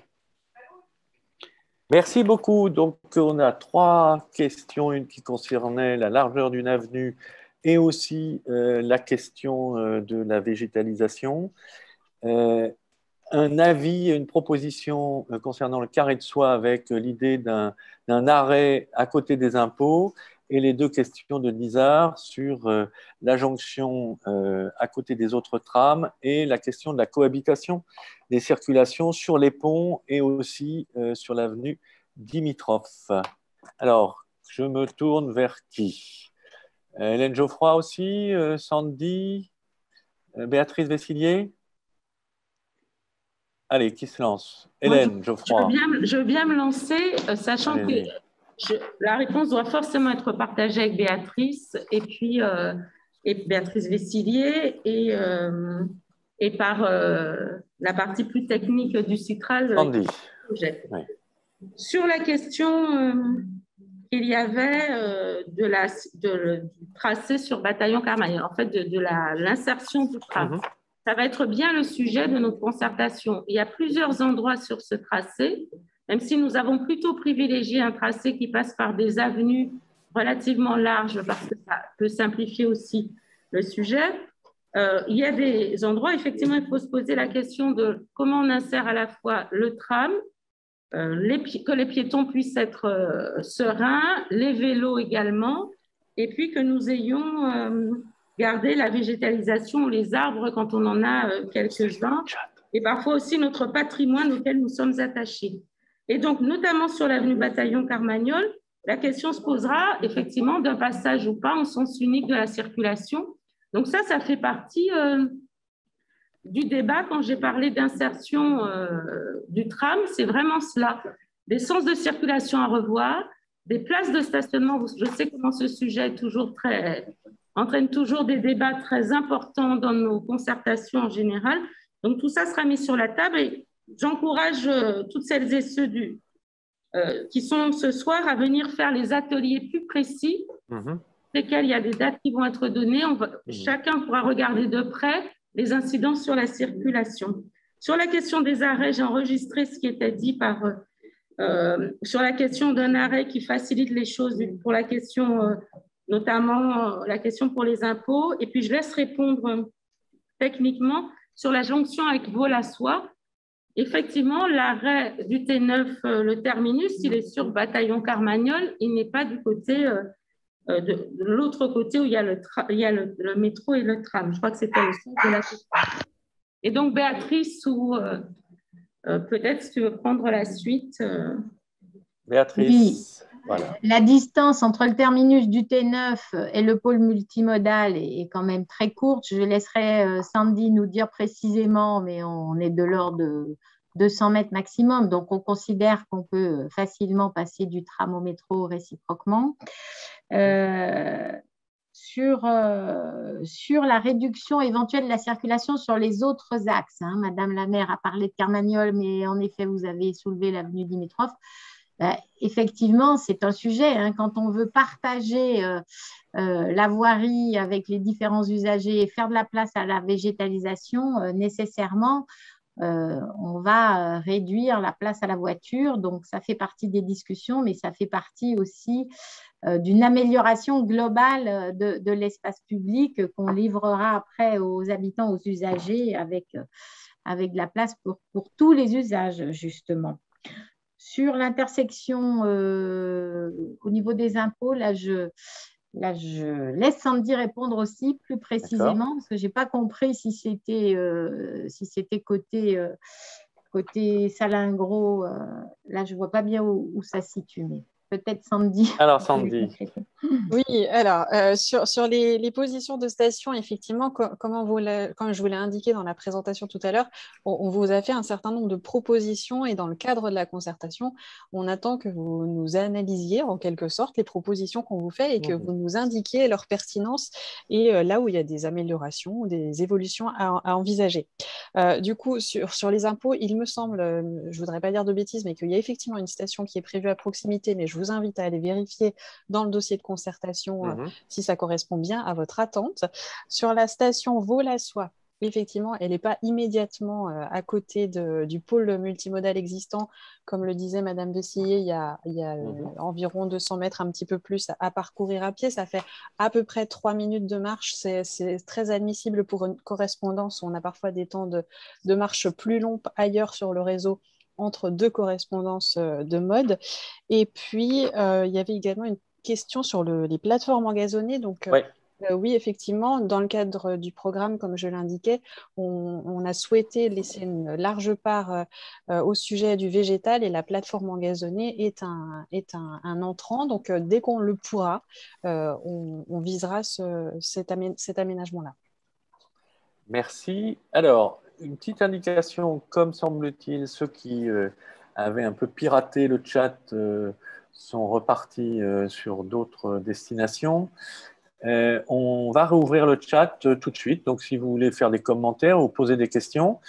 Je veux vérifier, on a pas mal de demandes de questions, mais ceux qui avaient posé leurs questions, Colomb, je sais qu'il y a d'autres, Nizar, il y a d'autres réunions prévues en proximité. Est-ce qu'à ce stade, les questions, ou vous, madame qui avez posé la première question, est-ce que les réponses vous satisfont? Non. Alors, allez-y. Reprenez la parole, ce qu'on appelle en concertation un peu le droit de suite. Alors, Candy Decret. Ah, attendez. Voilà. Ok. Voilà, on met votre micro. Je me permets de reprendre la parole parce que par rapport à ce problème de circulation au niveau des voitures sur Carré de Soie, notamment, vraiment, je parle du quartier qui est vraiment, moi, je suis sur les impasses, voilà, le quartier qui est vraiment juste en face de l'usine de la Taz. J'ai vu votre projet, l'espace Carmagnole. Vous parlez d'un sens unique et que ça se finisse devant l'espace par une impasse, puisque ce sera le terminal du tram. On est bien d'accord. Donc, en fait, finalement, les gens qui traversaient tout l'espace Carmagnole pour reprendre ensuite la rue de la Soie ne pourront plus passer par là. C'est-à-dire que ce n'est pas limité, c'est totalement bloqué la circulation. Comment nous, on fait pour retourner dans le boulevard périphérique? Et on est d'accord, vous avez prévu ça. Et ça pose souci. Parce que même, bien sûr que grâce au tramway, certaines personnes qui prenaient le bus vont pouvoir prendre le tramway, mais les gens qui doivent prendre la voiture parce que c'est des commerciaux, parce que voilà, ils ne sont pas à côté, et ben, ils vont prendre leur voiture. Et nous, ce que je vois, c'est qu'on va devoir faire des gros détours pour reprendre notre route, en fait. Alors, merci de votre réaction. Là, on voit bien, on est dans le début de la concertation. On est dans des questions très, très concrètes et très précises sur des lieux. Peut-être que quelqu'un peut donner une réponse complémentaire. La pollution du bruit. Juste une chose, pour la pollution du bruit, Madame Sandy a expliqué qu'effectivement, les technologies des tramways s'est améliorée avec le temps, j'en conviens. Mais il y a par moment, dans certains territoires, un contexte environnemental qui fait que, par exemple, toute cette bande verte le long de la boulevard urbain Est, concrètement, il y a une prise au vent et il ne faut surtout pas sous-estimer le fait que le vent du Nord amène le bruit jusqu'à notre quartier. Donc, il faudra travailler à la fois sur effectivement les technologies des équipements, mais il va falloir aussi, avec la végétalisation, réfléchir à faire des coupes bruits naturels, comme par exemple le bambou, voilà des choses de... Vous voyez ce que je veux dire? Et ça, j'aimerais vraiment qu'on puisse, nous, en tant que citoyens qui sommes là au quotidien, pouvoir vraiment apporter quelque chose à ce niveau. Donc, ce que je comprends, c'est que sur les questions de circulation, vous voulez rentrer un peu plus dans le détail, parce que et là, la concertation, déjà, les 2 mois sont prévus pour ça. Et vous dites aussi, nous, on a une connaissance, par exemple, la connaissance du vent du Nord, qui amène du bruit. On apporte cette connaissance aux équipes techniques. Alors, peut-être que c'est Sandy qui veut répondre sur le vent du Nord et ensuite, Béatrice Vesquillier. Je vais faire une formation mais tout à fait, je vais faire une formation express en météo. Par exemple, on l'entend de là où on est. Vous voyez, et pourtant, on est très loin. Ok. J'entends bien. Alors, on prend bonne note de tous ces éléments. Ils sont importants parce que vous avez une expertise de votre quartier, c'est ce qu'on disait en début de réunion. Et la concertation, elle sert à ça, à ce qu'on recueille votre expertise de votre territoire. Le vent du Nord, ok, clairement, là, tout de suite, je n'y aurais pas pensé et c'est important que vous nous le dites. Donc, on le note. Après, ce que je peux juste vous préciser, c'est qu'en ligne droite, normalement, un tramway ne fait pas de bruit excessif. C'est surtout sur les virages qu'on est très vigilant. Mais on note cet aspect-là. Et puis pour la circulation, aujourd'hui, on est dans cette phase de concertation. Justement, si vous vous référez au dossier de concertation, vous avez des éléments indicatifs de comment on recompose une rue, qu'est-ce qu'on met comme mode, quelle place ça prend. C'est tous ces exercices-là qu'il faut qu'on fasse ensemble avec vous aujourd'hui. Donc, je ne sais pas vous dire quel sens de circulation sera maintenu ou pas. Les élus l'ont indiqué, il y aura effectivement des retombées sur la circulation. Il va falloir repenser votre manière de vous déplacer dans votre quartier. Et justement, tous ces exercices-là, on doit les faire ensemble aujourd'hui au travers d'une réunion comme aujourd'hui, des réunions et des rencontres locales, des ateliers, et on vous invite vraiment à venir participer à ça. Un commentaire de Béatrice Vessillier? Non, pas sur ce sujet. Okay. Moi, je vois dans le chat qu'il y a beaucoup d'interrogations sur le vélo. Alors, est-ce qu'on prend d'autres questions ou on répond déjà sur les... Alors, attendez, on me disait que quelqu'un à qui j'ai donné la parole tout à l'heure et qui n'était pas branché voudrait reprendre la parole. Et après, vous avez raison, on va aller sur le chat. Qu'est-ce qui... En fait, on m'a donné... on voilà. a ouvert mon micro.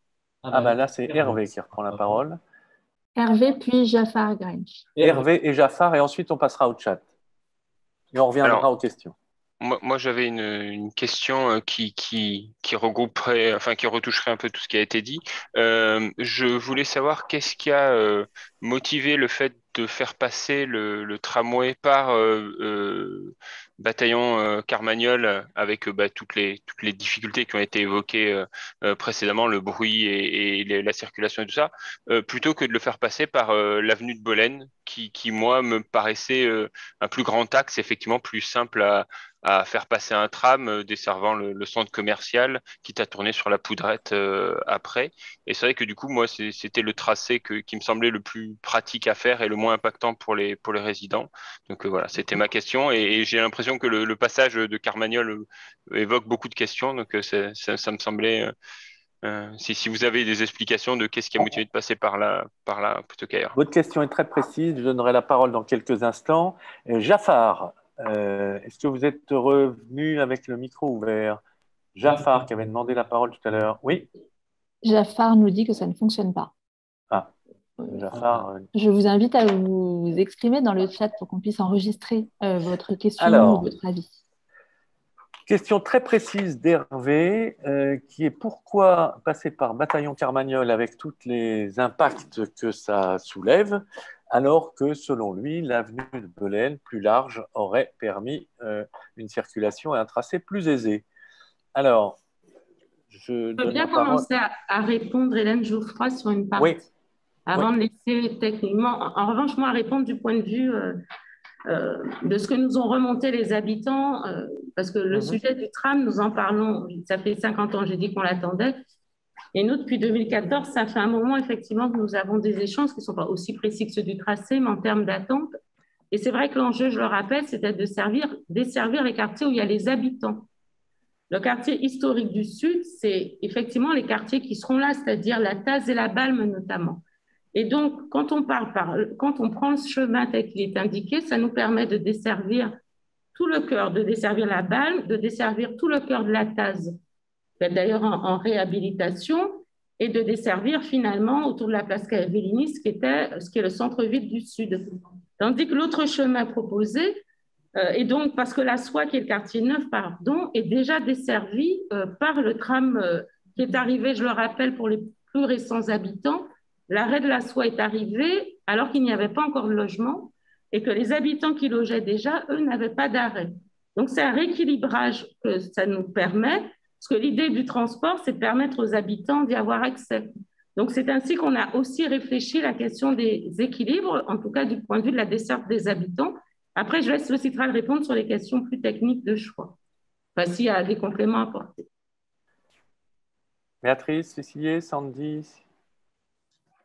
Rapidement, c'est vrai que l'insertion sur l'avenue de Bolène, elle était aussi très compliquée par rapport à la circulation qu'il y a aujourd'hui sur l'avenue de Bolène, hein, même si on espère bien une diminution globale du trafic. Donc, l'argument circulation et puis desserte de Vaud Sud et du secteur Lataz, ça a fait deux arguments qui ont été plutôt en faveur de cette avenue Carmagnole-Liberté. J'en profite pour dire que cette avenue Carmagnole et tout le secteur patrimonial de l'ancienne usine Taz et de la petite cité Taz, avec le tramway, ça va être une manière de requalifier, remettre en valeur un espace urbain aujourd'hui peu qualitatif, l'avenue en elle-même. Et du coup, voilà, en plus des questions de desserte, ça faisait beaucoup de points plus positifs sur ce scénario-là. Sandy, je ne sais pas si vous voulez ajouter des choses. Je n'ai rien à ajouter, vous avez absolument tout dit. Voilà. Dans le chat, on a plusieurs personnes qui disent d'accord avec Hervé, avec la suggestion d'Hervé. Donc, c'est une question qu'il faudra sûrement reprendre ou réapprofondir dans des réunions ou sur la ville ou locale. Oui, excusez-moi, Béatrice. Non, je vois qu'il y a la question du bruit revient encore dans le chat sur l'ensemble de Carmagnole, mais on a bien entendu et en effet, on intégrera ça. Je vais passer la parole à Émilie Walker qui, elle, a plus observé le chat pendant que moi, je suivais les échanges oraux. Alors, Émilie, qu'est-ce qu'on peut regarder, sortir comme question, grande question à traiter sur le chat? Alors, il y a plusieurs personnes qui nous interrogent sur le tracé du T9 à Villeurbanne. Un étudiant de la DOA qui se demande s'il n'y aura pas trop de lignes sur la même infrastructure. Est-ce qu'il n'y a pas un risque d'accentuer encore les problèmes d'horaire déjà rencontrés? Une autre personne qui s'interroge sur le tracé, sur la variante, le tracé Fessines-Einstein ou Salengro, sachant que les embouteillages étaient apparemment déjà catastrophiques, c'est le mot employé, lorsque la rue de la Fessine était temporairement à sens unique. Peut-être dernier sujet pour parler de ce secteur-là. Quelqu'un qui demande, ça c'est plutôt sur la concertation, s'il y aura un atelier sur les plans de circulation en ce qui concerne le pont Croix-Luiset-Buère-Saint-Jean. Passer côté Villeurbanne, est-ce que du côté du maire de Villeurbanne, il y a une réaction ou Alors, tracé Villeurbanne, trop de lignes, attention, dégradation des horaires, c'est ça qu'on résume. La variante, attention aux embouteillages, il y a déjà une mauvaise expérience, semble-t-il. Et puis après, une question sur les concertations, sur les plans de circulation. Je vous donne la parole. Je vous remercie. Je vais faire une intervention un peu liminaire sur ces deux aspects, et puis ensuite je laisserai le Citral répondre sur la partie technique, notamment sur le risque d'embouteillage ou de retard. Pour moi, en tant que maire de Villeurbanne, dans le travail d'élaboration du tracé, il était très important qu'il n'y ait pas ce qu'on appelle une rupture de charge, c'est-à-dire qu'il n'y ait pas un changement nécessaire pour les habitants, notamment de Saint-Jean, qui souhaitaient se rendre dans la centralité, soit de Villeurbanne en allant à Charpennes, soit dans celle de Lyon, pouvant accéder notamment au métro. Et donc, c'est pour ça que j'ai souhaité qu'il y ait un travail qui permette que la ligne s'arrête à Charpennes et non pas à la Doua, avec un changement. Et on m'a assuré, mais je pense que le Citral le redira, que techniquement, cela était possible et on va y revenir. Deuxième élément sur la variante et sur les risques de saturation de la circulation qui sont anticipés, en tout cas qui inquiètent la personne qui a posé la question. C'est justement pour cela qu'il y a ces deux options en matière de tracé. C'est-à-dire que, je le dis, et on en a échangé avec le président du Citral et Béatrice Vessillier, ce sont vraiment deux options sur lesquelles nous n'avons pas tranché, sur lesquelles à la fois on a besoin d'études complémentaires en matière de circulation et d'impact sur la circulation routière, mais on a aussi besoin de recueillir l'avis des habitantes et des habitants, et c'est bien pour cela qu'on laisse ces deux scénarios encore possibles dans la concertation. Et sur le troisième point, qui est la question au nord sur Croix-Luiset, c'est une question technique, donc je vais laisser le Citral répondre là-dessus. Alors, le Citral. Sandy. Oui. Allez, Sandy. Allez. Allez-y, Sandy. Oui, vous m'entendez? Ah, tout à fait. Super. Alors, sur les 3 lignes sur la même infrastructure, donc il y aura effectivement T1, T4 et T9 qui circuleront en commun sur le tronçon Croix-Luizet jusqu'à Charpennes. C'est quelque chose qu'on sait totalement faire. On a vérifié évidemment que ça fonctionnait par modélisation, mais c'est une configuration qui existe ailleurs en France, ailleurs en Europe, ailleurs dans le monde. Donc, on sait faire circuler 3 lignes de tramway sur la même infrastructure. Ça nécessitera des adaptations, quelques évolutions techniques, mais il ne faut pas s'arrêter à ça sur ce sujet-là. Et puis, sur la question de la circulation, comme on l'indiquait en début de concertation, les études sont encore en cours. Donc, on attend des éléments pour venir conforter un certain nombre de choses et de choix. Mais encore une fois, la concertation est là pour que l'on discute de tout ça et que, notamment, on voit ensemble ce qui est important de maintenir et ce sur quoi on peut faire évoluer les choses. Alors, j'ai regardé un peu le chat et il y a plusieurs questions qui tournent autour de la cohabitation vélo, tram, voiture et les questions de sécurité. Et sur le chat, il y a Soiro qui demande aussi la parole avec une main levée, qui parle aussi de la cohabitation tram, vélo, voiture sur le tracé et demande de précision. Alors, on peut peut-être donner la parole à Soiro. Soiro, vous avez la parole. Ah, on vous entend mal. Allô, allô? Oui, c'est bon. Allez-y. Normalement, j'ai activé la vidéo aussi. Alors, en vrai, j'ai plusieurs questions. Alors, la première que j'ai posée sur le chat, effectivement, sur peut-être un peu d'informations dans le dossier technique sur la composition des rues qui vont accueillir le tram. Aujourd'hui, je n'arrive pas bien à savoir s'il va y avoir à la fois des voitures, des vélos et le tram. Dans quelle rue il y aura que le tram et donc il faudra supprimer les circulations de voitures. Quelles sont les rues où les voitures seront seulement à sens unique? Donc, c'est une question très générale. Mais j'ai l'impression qu'on manque un petit peu d'informations là-dessus pour pouvoir vraiment évaluer l'impact sur nos vies, notamment. Donc moi, j'habite à Villeurbanne et donc je m'interroge sur les deux tracés disait Luisa et Einstein, et notamment sur l'avenue Salingro qui aujourd'hui a double sens. On aimerait bien savoir si elle va passer à sens unique, ce qui risquerait d'impacter l'accès au périph'. Donc ça, c'est une première question. Alors je vous invite à noter parce que j'en ai deux autres. Alors, je note. J'ai noté déjà. La deuxième, qui est toujours très générale, qui concerne un peu tout le monde, je pense, est une question très pragmatique. Il va forcément y avoir des personnes qui vont devoir être expropriées pour élargir certaines voies. Ma question est, est-ce que ces personnes-là sont déjà informées par la mairie? Et si ce n'est pas le cas, quand le seront-elles? Et je pose cette question-là dans mon intérêt personnel, puisque j'ai acheté ma maison il y a 1 mois et il est possible qu'elle soit sur le tracé Luizet. Donc voilà, je vais avoir une sécurité là-dessus. Mais ça compte évidemment d'autres personnes. Il est évident qu'il y aura des expropriations, c'est toujours le cas dans ce genre de cas. Troisième question. J'aimerais savoir entre ces deux tracés alternatifs, Luizet et Weinstein, aujourd'hui, lequel est techniquement privilégié? Est-ce que vous penchez déjà plus pour l'un ou pour l'autre? Et justement, cette concertation va peut-être faire pencher la balance de l'autre côté, mais est-ce qu'aujourd'hui, les bureaux d'études, les instances publiques penchent déjà plus pour un des deux tracés? Merci beaucoup. Alors, j'ai bien noté vos 3 questions. Donc, en gros, ce que je reformule de la première, c'est pour pouvoir avoir une discussion dans la concertation la plus riche possible, il faudra avoir des éléments plus précis d'information sur les différentes avenues, rues, là où il y a une cohabitation tram, vélo, voiture, là où c'est tram uniquement et pas la voiture, là où c'est tram et vélo. Voilà. Donc, pour pouvoir discuter, il faut des informations plus précises, ce que notre interlocuteur n'a pas trouvé, semble-t-il, dans le dossier de concertation. Ça, c'est la première question. Donc, celle-là, qui veut répondre? Moi, je peux commencer. Oui, Béatrice. Au stade où on en est, tout n'est pas calé et c'est bien effectivement l'intérêt de cette démarche très en amont.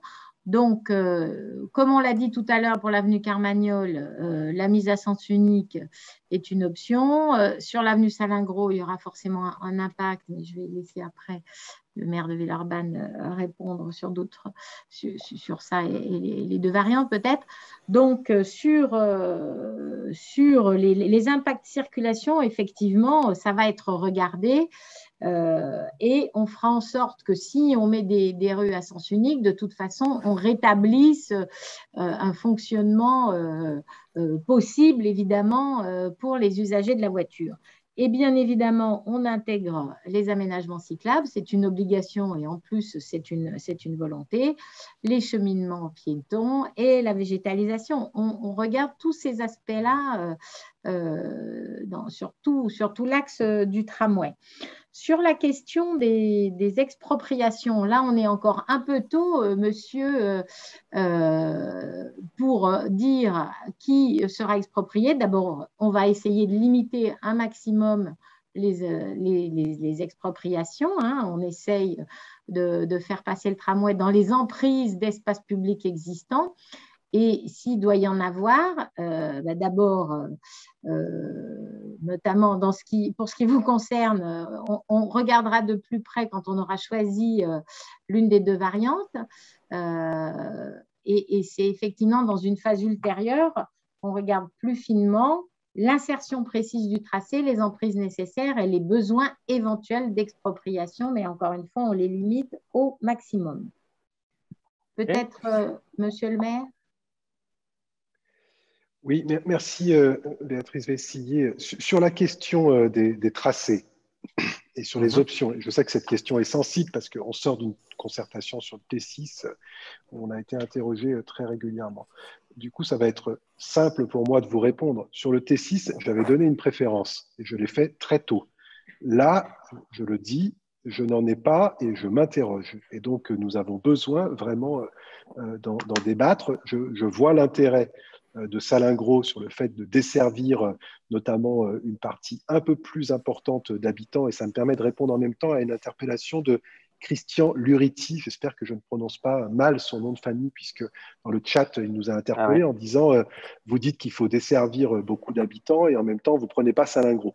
C'est vrai que Salingro a été étudié dans les scénarios préalables, mais en fait, on rencontre une extrêmement grande complexité de l'insertion urbaine à partir du moment où on arrive en proximité de Charpennes, qui nous a fait écarter cette hypothèse, mais nous l'avons à un moment regardé puis abandonné. Donc, pour répondre très, très clairement à le dernier interlocuteur, il y a un vrai choix possible sur ces deux scénarios qui posent des questions techniques d'insertion, de circulation, comme ça a été dit sur la question précédente, mais le débat est ouvert et ça va être un sujet important dans la concertation que nous engageons. Question de notre intervenant de itinéraire techniquement privilégié. Voilà. Non, à ce stade, non. Non. Les deux ont des avantages et des points moins positifs. Et c'est bien l'intérêt justement de discuter avec les Villeurbanaises et les Villeurbanais, mais il n'y a pas de préférence technique. Ni politique, du coup. Ni politique. Alors, on va donner la parole à Aurélie, qui l'a demandé depuis longtemps. Et puis après, je me tournerai vers Émilie pour faire un tour autour du chat. Aurélie est-elle là? Oui, Aurélie. Aurélie? Ah oui, Aurélie est là, mais elle ne prend pas la parole. Alors, je vais donner la parole à ce moment-là à Muriel Floria. Est-elle là, Muriel Floria? Oui, bonjour. Bonjour. Merci de me donner la parole. Donc moi, je souscris pleinement à toutes les inquiétudes qui sont remontées sur l'impact sur la circulation et notamment au niveau du secteur La Soie qui est déjà très complexe. J'ai également des questions sur le parc relais qui est aujourd'hui très saturé. Est-ce qu'il est prévu d'autres infrastructures puisque ça va forcément ramener d'autres personnes et peut-être des étudiants qui vont pouvoir venir se garer dans le quartier? Alors, si tout le monde connaît le projet de parc relais, il est à quel endroit, madame? Non, il existe. Le parc, il est existant. C'est le parc existant dont parle madame. Ah oui, c'est ça. Il est déjà saturé. OK. Peut-être qu'on peut dire qu'il n'y a pas d'autres parcs relais prévus parce que justement, on ne veut pas amener plus de voitures qui viendraient se stationner dans le parc relais de La Soie pour prendre soit le métro, soit le tramway. On a, en amenant cette nouvelle ligne de tram, on offre une nouvelle possibilité d'intermodalité à la soie pour ceux qui voudraient prendre le métro. Donc, l'objectif, c'est de ne pas amener plus de véhicules, mais au contraire, plus de gens à vélo, à pied, en transport en commun dans ce pôle multimodal. Donc, on a bien entendu vos inquiétudes sur la circulation, mais dans la mesure où on améliore les autres modes, on sait qu'on aura un report et qu'on espère le plus élevé possible sur les autres modes que la voiture pour ne pas engorger davantage. C'est bien l'objectif. Le président rappelait en début de réunion qu'on a un objectif global aussi de faire baisser la pollution dans notre territoire. Donc, on a bien... on fait des aménagements d'espaces publics et d'autres modes de transport pour réduire l'usage de la voiture. Et pour ceux qui devront continuer à se déplacer en voiture, on rétablit les circulations, même s'il y a des contraintes avec l'essence unique. Okay. Tout à l'heure, il y avait une question et j'ai eu l'impression que j'ai oublié de la reposer. C'était sur la question de la sécurité pour les vélos dans la cohabitation vélo-voiture-tram et qui évoquait des problèmes sur T1 et C3. Alors, qui voudrait parler de cette question de la sécurité qui a déjà été posée aussi sur le site sécurité pour les vélos? Sandy, Payel? Plus la question du rond-point Salingro, Sandy aussi, j'ai vu dans le chat. Là. Il y a des inquiétudes sur le rêve à Salingro. Le rêve à Salingro. OK. Alors, globalement, sur la sécurité, quand on amène un tramway et qu'on crée une nouvelle ligne de tramway, il faut savoir que le tramway, c'est un mode qui est guidé et qui, du coup, est réglementé par un décret qui encadre toute la sécurité autour du tramway. Donc, tout ça doit être étudié, analysé, évalué. Et du coup, ce qui est évalué au travers de ce décret, c'est la sécurité pour le tramway, pour les usagers du tramway, mais aussi pour les autres modes autour du tramway. Donc la sécurité vis-à-vis des vélos, des piétons et des voitures notamment. Donc le sujet de la cohabitation tramway-vélo sera étudié au regard de ce spectre-là et on sera vigilant sur les prescriptions qui pourraient nous être données sur ce sujet-là et on les notera bien tous. Et puis effectivement, le tramway T9 a une partie de son tracé qui est commun avec le réseau express vélo, la ligne 1 du réseau express vélo, qui partira de Vaux-en-Velin en direction de Lyon-Centre.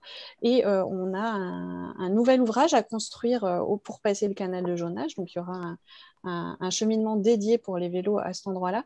Et puis le rond-point Charles de Gaulle, qui aujourd'hui est un rond-point à 5 branches qui est compliqué. Avec l'arrivée du tramway, on imagine plutôt le transformer en un carrefour simplifié, un carrefour en croix. Et donc, du coup, ça permettra de rétablir un niveau de sécurité plus acceptable sur cette cohabitation-là. Mais tout ça doit encore être étudié, évidemment.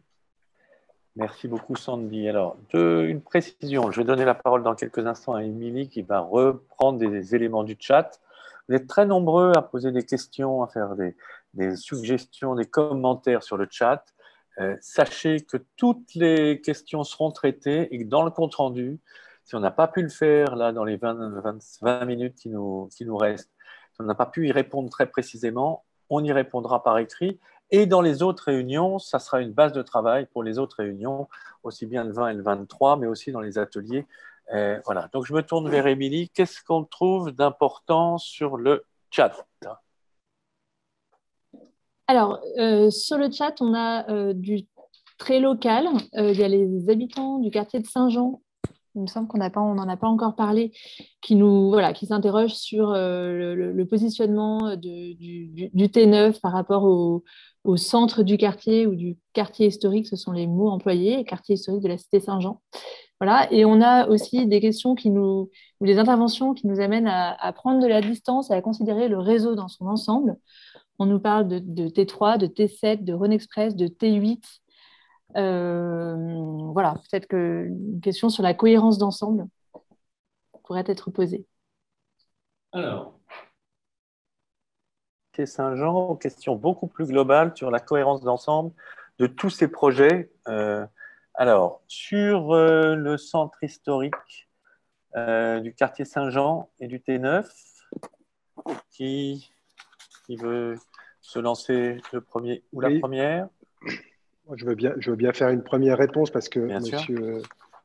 je crois que c'est Monsieur Hibou qui a posé la question dans le chat. En tout cas, c'est comme ça que c'est écrit. J'espère que c'est comme ça que ça se prononce. D'accord. Et on comprend sa question parce qu'effectivement, aujourd'hui, le tracé ne passe pas au cœur de l'habitat qui existe déjà. Mais ce tracé, en fait, préfigure, et peut-être que Béatrice Vessillier pourra compléter dans ses compétences de vice-présidente en charge de l'urbanisme, en fait, un projet urbain sur Saint-Jean assez important de développement au nord de Saint-Jean, donc au-dessus du quartier existant. Et en fait, on a positionné la ligne au milieu de ces deux quartiers, celui qui existe et celui à venir. Et aujourd'hui, sauf erreur de ma part, mais peut-être que Sandy pourra le dire, je crois que quand nous habitons dans le quartier Saint-Jean, c'est-à-dire pour prendre par exemple les tours 50, 51, 52, on est à moins de 500 mètres à pied de la station de métro. Et 500 mètres, en fait, c'est l'écart qu'on a entre deux stations. C'est en tout cas une donnée que nous nous sommes donnée et que le Citral se donne sur l'ensemble de l'agglomération, comme en considérant que c'est une distance que l'on peut faire à pied. Alors, je ne méconnais pas les situations de personnes en situation de handicap, etc. Mais en tout cas, c'est une distance aujourd'hui qui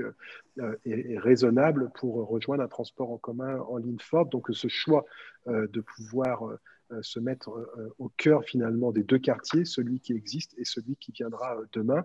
Et puis le deuxième élément, c'est qu'on avait aussi un allongement de la durée du temps de trajet si on passait d'abord par le sud du quartier pour ensuite remonter vers le nord, et qui également là-dessus, au-delà des questions de coûts, présentait aussi des inconvénients importants. Mais, et c'est l'objet de la deuxième question à laquelle je ne répondrai pas, mais je pense que c'est important de faire les liens entre ces deux-là. C'est pour ça que dès mon introduction, j'ai parlé de la ligne 7 et de la ligne 37 parce que quand on pense les déplacements, il faut absolument qu'on pense l'ensemble des lignes pour qu'elles puissent aussi correspondre et permettre, par exemple, aux personnes à mobilité réduite qui ne pourraient pas faire les 500 mètres entre le quartier Saint-Jean historique et la nouvelle ligne de tram, de pouvoir aussi le faire avec un bus quand cette distance peut être trop longue pour certains. Voilà deux éléments de réponse, mais je ne doute pas qu'on aura l'occasion le 23 septembre d'y revenir avec les Villeurbanaises et les Villeurbanais. Béatrice Vessillier, complémente sur cette question ou sur cette Très question sur la cohérence des différents projets. Oui, très, très rapidement. En effet, il y a un projet de développement du quartier Saint-Jean qui fait que, au nord de ce qu'on appelle la cité Saint-Jean, la rue Saint-Jean, qui se développerait de part et d'autre de l'allée du Mans. Donc, la justification d'emprunter l'allée du Mans en venant de Vaux-en-Velin, elle s'explique justement par ce projet urbain dont il nous paraît intéressant qu'il soit traversé par une nouvelle ligne, d'autant que, comme vient de dire Monsieur le maire, on est dans une distance admissible pour un tramway de 400 mètres de la station Allée du Mans. Et on attend vos avis sur le positionnement de l'autre station dans Saint-Jean-Nord, puisqu'on vous a expliqué qu'on avait mis une patatoïde pour positionner cette deuxième station. Donc, voilà, ça sera intéressant d'avoir les avis des habitants de Saint-Jean et des entreprises, puisqu'on est dans un quartier très riche en entreprises dans cette partie nord du quartier. Je vous propose qu'on se tourne vers ceux qui ont demandé la parole. On a Samira Ben, Nicolas Chevalier et Philippe Lyon 3. Est-ce que Samira peut prendre la parole et ouvrir son micro? Oui, bonsoir. Bonsoir. Bonsoir à tous. Donc, Madame Yousfi, habitante du quartier Saint-Jean-Villeurbanne. Ouais. Je voulais juste rebondir à l'instant à ce que vient de dire Monsieur le maire. Il ne me semble pas, mais ça a à voir avec le Citral, que de l'arrêt de la tour 50-51, moi j'irais même un peu plus loin, plus vers les gens qui habitent vers l'arrêt la Prairie, jusqu'au tram. Il me semble qu'il y a plus que 500, voire 1 kilomètre en fait, à pied. Donc la question pour les personnes en mobilité réduite, handicap ou les personnes âgées, voilà, on n'est pas sur 500 mètres, il me semble que c'est le double. En prenant vraiment le niveau du nord, du quartier Saint-Jean. Donc moi j'avais quelques questions à vous poser. La première question, c'était de savoir par rapport à l'allée du Mans, ensuite, quel tracé est prévu pour arriver sur le rond-point, parce qu'au début, c'était rue du Verdun et apparemment, ce n'est plus le cas. Donc, alors, on a vu, là, j'ai vu un peu sur le plan, il y a apparemment peut-être une ligne qui va être créée. Alors, j'entends rue du Haumont. Alors, moi, ça me semble compliqué parce qu'après, pour tourner, alors je ne sais pas, hein, au niveau de la technicité, ça, je ne connais pas, mais ça me paraît un peu compliqué. Ma deuxième question, donc la première, c'était de savoir le tracé, justement, après les du Mans, quelle rue va prendre, ou la création de rue qui est prévue. Ma deuxième question, c'était par rapport à la ligne 7. Donc, vous savez qu'on est en grande souffrance avec cette ligne au niveau de la cadence, au niveau des horaires. Alors, c'est lié aussi parce qu'en fait, la ligne 7 n'a pas de terminus et que ça tourne. Alors, moi, je connais bien cette ligne parce qu'en fait, j'ai fait partie des ambassadrices à la ligne 7 il y a quelques années en arrière. Donc, en fait, la problématique de cette ligne, voilà, on la maîtrise pas mal avec un groupe d'habitantes. Donc, voilà, ligne 7, comment, voilà, est-ce qu'on va créer, oui ou non, des terminus? Est-ce qu'il y aura vraiment un maillage pour les personnes, justement, qui habitent vraiment, qui sont un peu excentrées par rapport au tram? Alors, je sais très bien le tram, je trouve que c'est une bonne chose. Et voilà, il y avait besoin pour qu'on soit moins enclavé et qu'on puisse justement sortir du quartier. Après, c'est comment le maillage va se mettre de Laurent Bonnevet à Saint-Jean, de Saint-Jean au tram et après sur Vaux-en-Velin. Est-ce qu'il y a aussi la question de faire une avenue un peu piétonne pour sécuriser, pour que les personnes puissent justement pour se rendre plus facilement au centre de Villeurbanne à pied ou à vélo? On voit, Sabira, que vous connaissez bien votre quartier. Oui, OK. Oui, je connais bien mon quartier. Et oui, effectivement, je connais bien mon quartier. Donc là, il y a des questions très, très précises. Quel tracé, les questions avec la ligne 7, la question des cadences des horaires. Sandy, peut-être sur le tracé, je ne vous ai pas donné la parole depuis assez longtemps. Alors, sur le tracé, effectivement, comme l'a indiqué Monsieur le maire et Madame Vessillier, on est sur un quartier qui est en train de se recomposer. Il y a le projet de la ZAC qui amène de nouvelles habitations, de nouvelles rues. Et donc, effectivement, le tramway va emprunter une partie des aménagements à créer dans le cadre de la ZAC, donc le prolongement de l'allée du Mans. Et ensuite, effectivement, au départ, il y avait des idées de passer rue de Verdun. C'est d'ailleurs réexpliqué dans le dossier de concertation. Et puis finalement, le tracé s'est plutôt orienté vers la création d'un nouvel axe dédié au tram et puis après à voir dans sa composition, qui passerait au niveau des jardins familiaux et puis après sur les espaces entrepôts un peu plus haut et pour rejoindre ensuite la rue de Verdun sur une diagonale que vous apercevez sur le plan. Donc, c'est des nouveaux axes à créer pour faire passer le tramway et puis le cadre de la concertation indiquera s'il y a besoin d'autres éléments pour l'accompagner. Et puis, il y avait la question de la ligne 7. Oui, alors c'est la question des cadences, des horaires. C'est un sujet qu'on connaît bien au Citral et je n'ai pas tous les éléments de réponse, mais il me semble qu'il y a des actions d'amélioration qui sont prévues justement pour cette rentrée. Donc, ce sera des choses à surveiller, mais on vous donnera des compléments, comme l'indiquait un peu plus tôt dans le compte-rendu si besoin. Merci beaucoup. Il est 20h05, on s'est engagé à vous libérer à 20h30. Il nous reste 4-5 questions et en fin de réunion, on donnera la parole pour conclure aux garants qui nous diront peut-être qu'ils retiennent de cette première réunion de concertation. Donc, on va garder 10 minutes à la fin pour avoir le point de vue des élus et des représentants du Citral sur ce qu'ils retiennent de cette journée et peut-être vous donner des éléments d'information sur les prochains rendez-vous. Là, je me tourne vers Nicolas Chevalier. Est-il là toujours ou bien on se tourne après sur Philippe Lyon 3? Nicolas. Oui, allô? Oui, Nicolas. Ouais. Bonsoir à tous. Bonsoir. J'ai une question de mon côté sur le schéma de la concertation et donc les objectifs de la concertation. Je voudrais revenir sur le tracé en tant que tel. Outre l'option que vous donnez sur une partie très limitée du tracé, est-ce que la concertation peut mener réellement à une redéfinition du tracé? J'aimerais vraiment une réponse très claire sur cette partie-là. Je voudrais savoir si cette discussion avec l'ensemble des habitants touchés par cette nouvelle implantation peut mener réellement à une rediscussion du tracé de cette nouvelle ligne. Et ça, c'est un point très, très important pour moi. Donc, c'est une question, je trouve, très importante, début de concertation, de savoir en gros quelles sont les marges de manœuvre dans cette concertation. On a bien repéré un lieu, c'est ce que je comprends, où il y a une alternative. On a bien repéré une autre question qui sont le nombre de stations et leur positionnement, mais vous allez très clairement à une question plus importante qui est est-ce qu'on peut redéfinir des éléments du tracé à l'occasion de cette concertation? Alors, je veux bien répondre. Bah oui, c'est à vous, je pense. Eh bien, écoutez, en toute franchise, on vous propose ce tracé-là avec la variante sur Villeurbanne, mais pas sur le reste du tracé. Alors, sauf s'il y avait vraiment une opposition totale au projet, on serait amené à se réinterroger sur le tracé.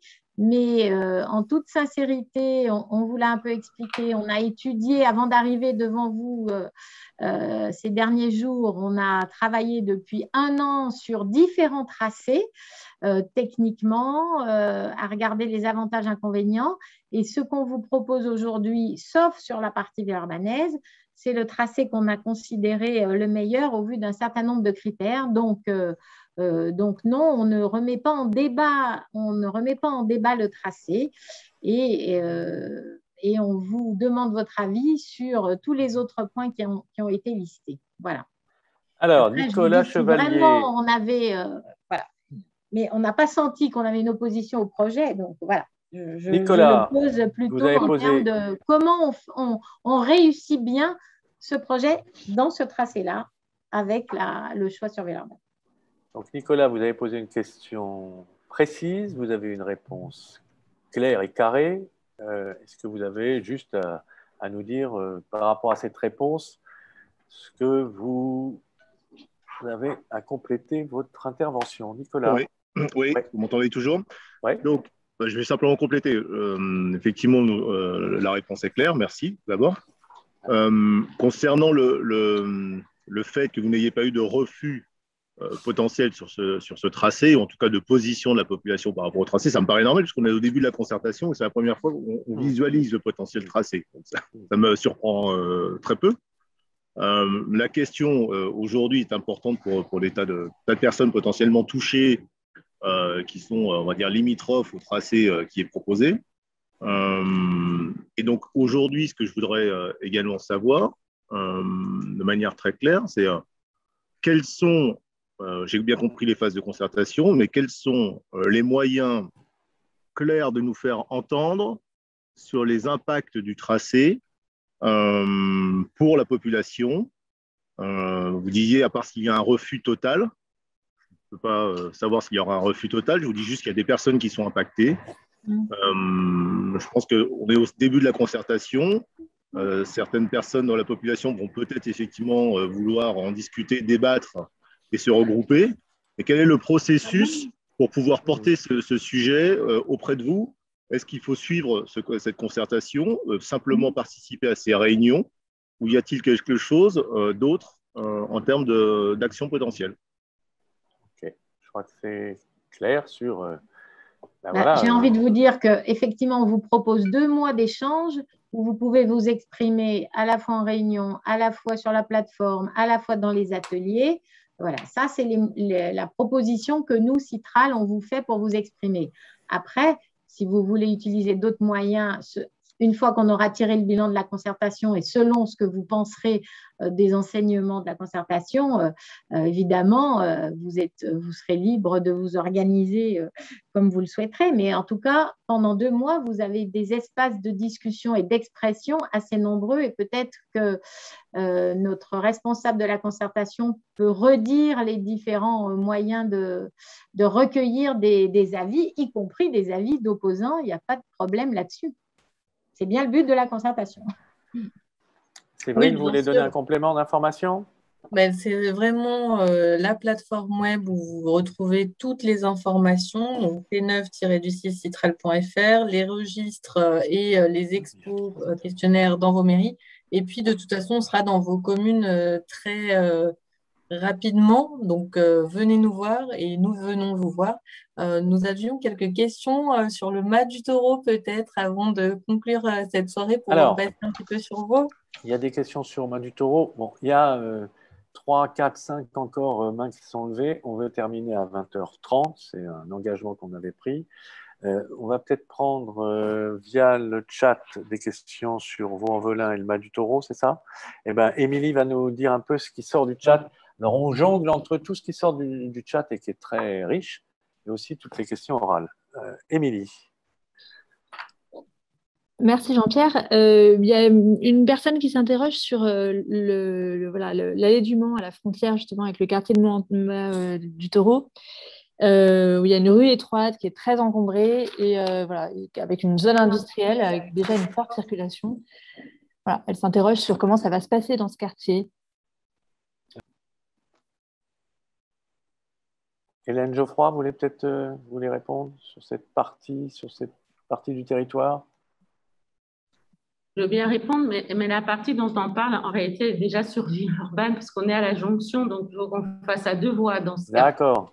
Donc, sur la partie qui me concerne, parce que moi, ce que je crois comprendre de la question, c'est le passage en allée du Mans et puis la desserte Saint-Jean. Ce que nous, on a privilégié, en tout cas, sur la question du Mas du Taureau, c'est la capacité de pouvoir desservir ce que sera... comment dirais-je, une partie du cœur du Mas avec la transformation urbaine qui est en cours aujourd'hui. Donc, on a déjà la médiathèque maison de quartier qui s'élève, mais il y aura les logements, les commerces qui seront installés là, une place.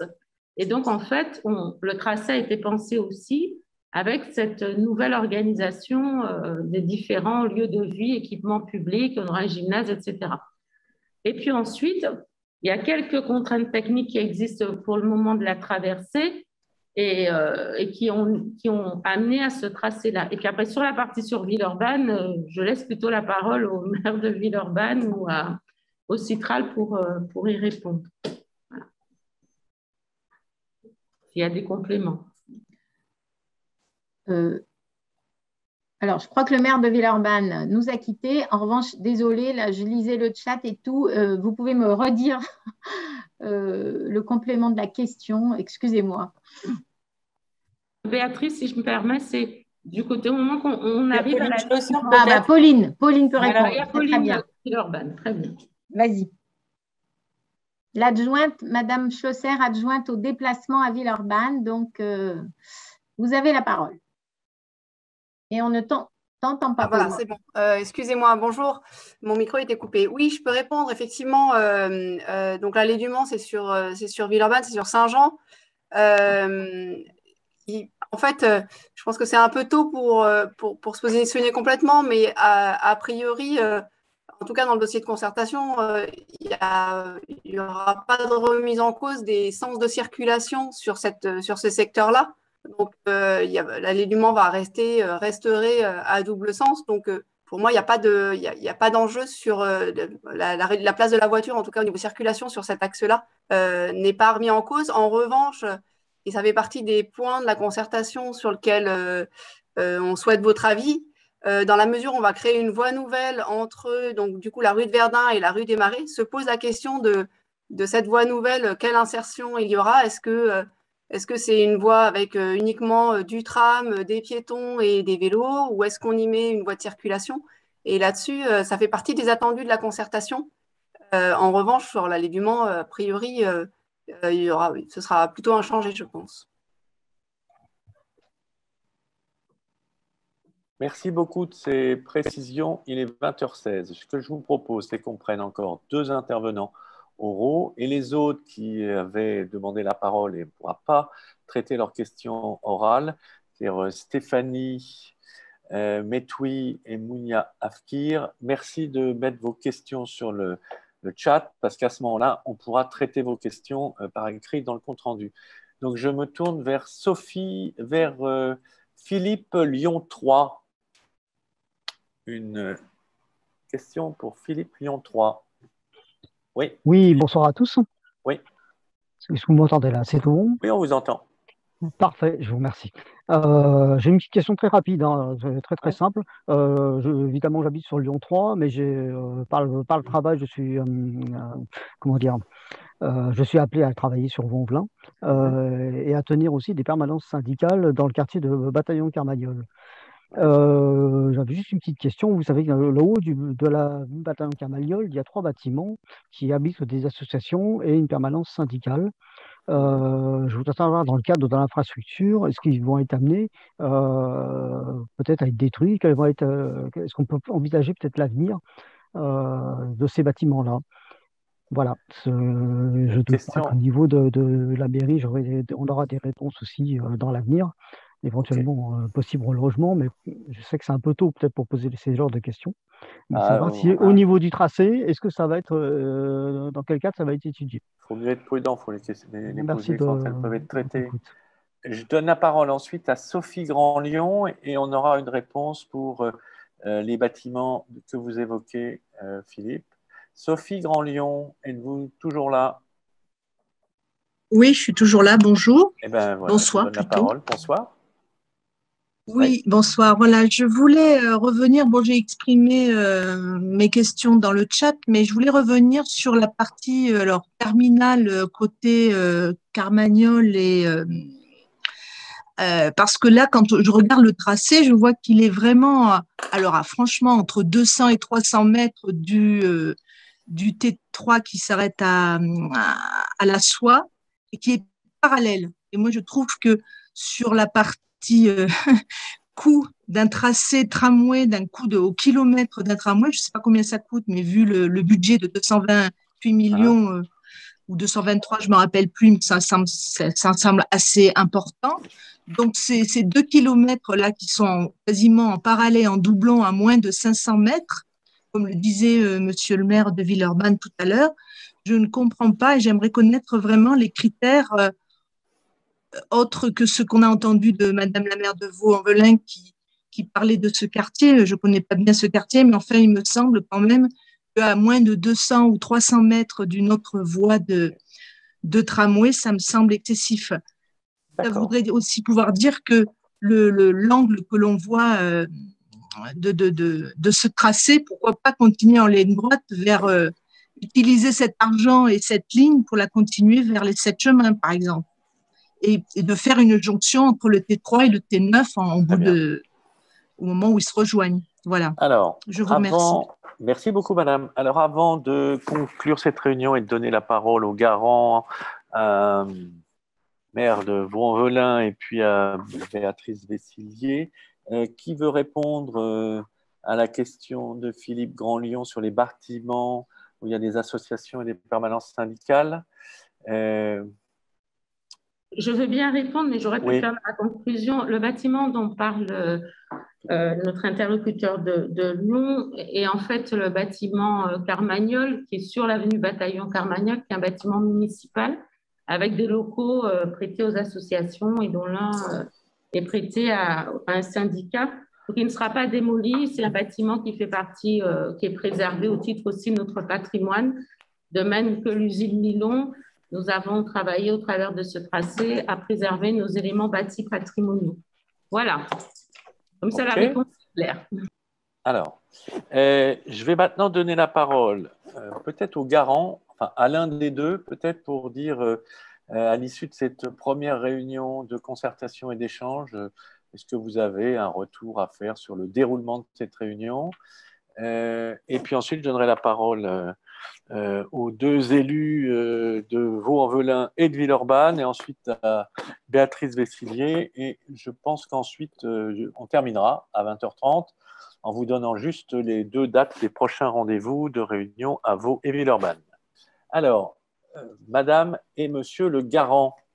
Oui, bonsoir à toutes et à tous. Alors juste, Jean-Luc continuera très rapidement. Ce que l'on ressent, c'est déjà qu'il y a une vision très fine et une connaissance de vos territoires par les habitants et les acteurs qui étaient présents ce soir, et ça montre toute l'importance et la pertinence de ce type de concertation Et évidemment, nous encourageons à continuer à aller dans les ateliers, les réunions, les stands qui vont se tenir ou les réunions publiques dans les collectivités.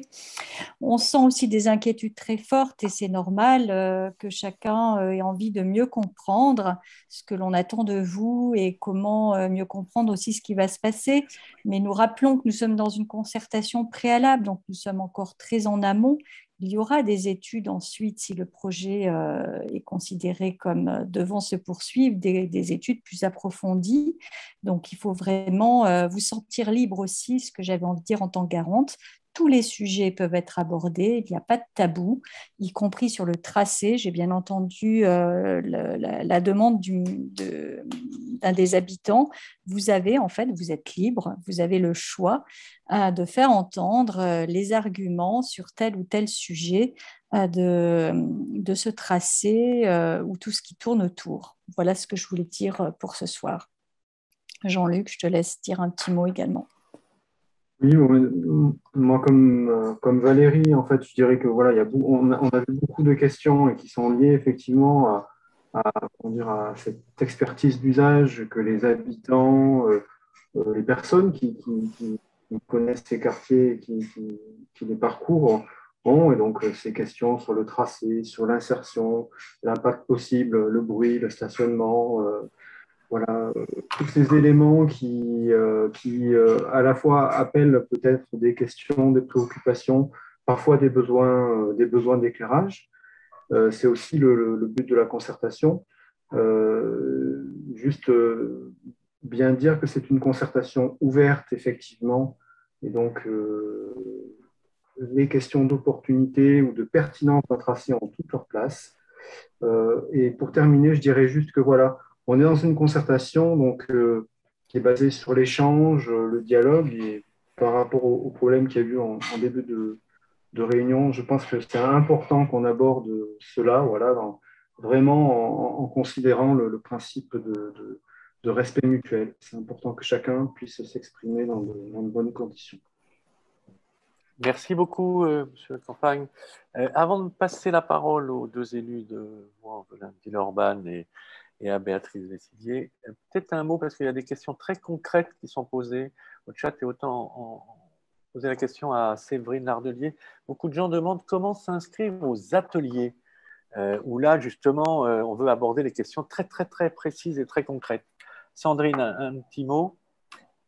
Oui, alors sur les ateliers, c'est très simple. Vous allez sur le site t9-citral.fr, vous créez votre profil et vous pouvez vous inscrire à tout. L'intérêt, c'est que vous recevrez l'ensemble des notifications, les comptes rendus, et comme ça, vous pourrez parfaitement suivre l'ensemble de cette concertation.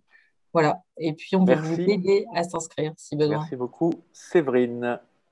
Alors, je passe la parole à Hélène Geoffroy. Alors, il nous reste 5 minutes pour 3 intervenants. Alors, qu'est-ce que vous retirez de cette première réunion? Vous acceptez que si on finisse à 31, nous survivions? Non, très moi oui, j'accepte.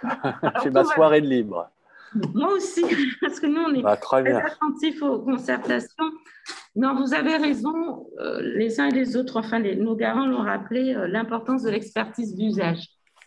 Vraiment, la volonté que nous avons à la ville de Vaux-en-Velin, c'est de pouvoir, et bien entendu, mon collègue de Villeurbanne partage la même souhait, c'est que toutes les questions les plus précises, les plus pointues puissent être posées, et c'est l'intérêt des ateliers. Et donc, je vois bien, au travers des questions d'une partie des habitants de Bataillon Carmagnole, qu'il nous faudra faire sûrement un point dédié pour que chacun puisse comprendre la façon dont le tram s'insérera dans sa vie quotidienne, parce qu'il ne s'agit pas à la fin que nous opposions des quartiers les uns les autres. Je rappelle, l'enjeu majeur, c'est de relier le nord et le sud et de relier les quartiers où sont les habitants qui les attendent depuis longtemps. Et donc, il faut à la fois dans les quartiers plus neufs et les quartiers plus anciens que nous trouvions les bons équilibres. Je retiens aussi la proposition d'un des présidents de notre centre social de faire des réunions. Oui, un kit qui permet de le faire. Sur les questions de sécurité, on les a peu abordées. Oui. C'est un sujet qui va traverser, à mon avis, les débats. Et on parlait des questions de moto et tout. Donc, ça a été aussi pris en compte dans nos réflexions. Il est important que les habitants disent aussi, donnent leur avis sur ce sujet.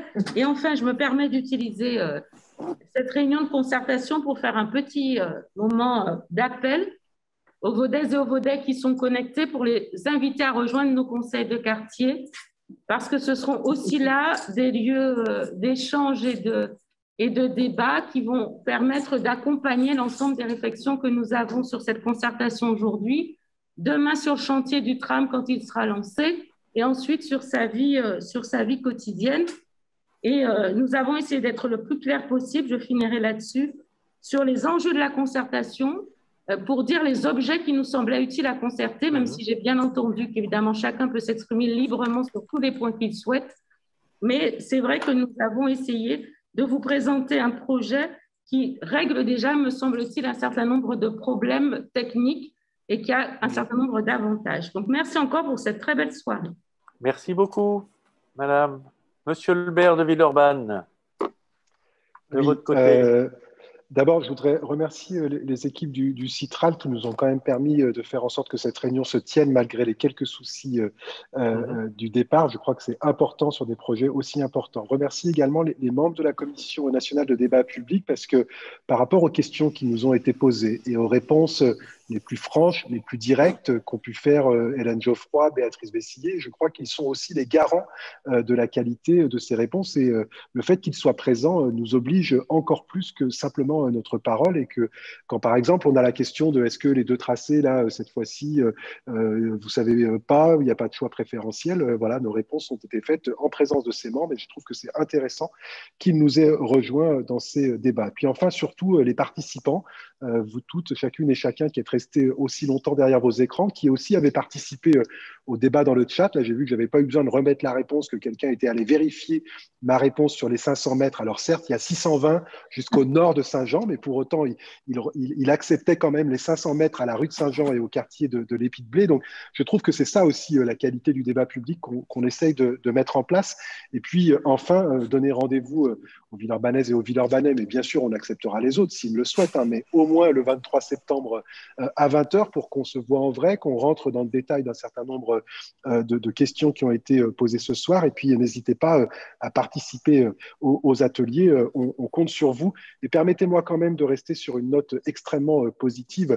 Hélène Geoffroy le disait en introduction, ça fait 50 ans que cette ville, celle de Vaux-en-Velin, se bat pour le tramway. Villeurbanne se bat depuis un peu moins longtemps, mais tout autant. Et quand même, ce soir, moi, je suis très heureux d'avoir assisté à la réunion de concertation d'un projet qui va se réaliser, malgré certainement les améliorations qu'on doit lui apporter, malgré certainement peut-être quelques frustrations qu'il générera, parce qu'un projet qui dessert le plus grand nombre ne peut pas satisfaire tout le monde, mais moi, en tout cas, je m'en félicite et je suis très heureux que le Citral ait fait ce choix d'arbitrage pour permettre à nos quartiers de trouver des liens avec les villes, le centre-ville de notre métropole. Je vous souhaite à chacune et à chacun une très bonne soirée.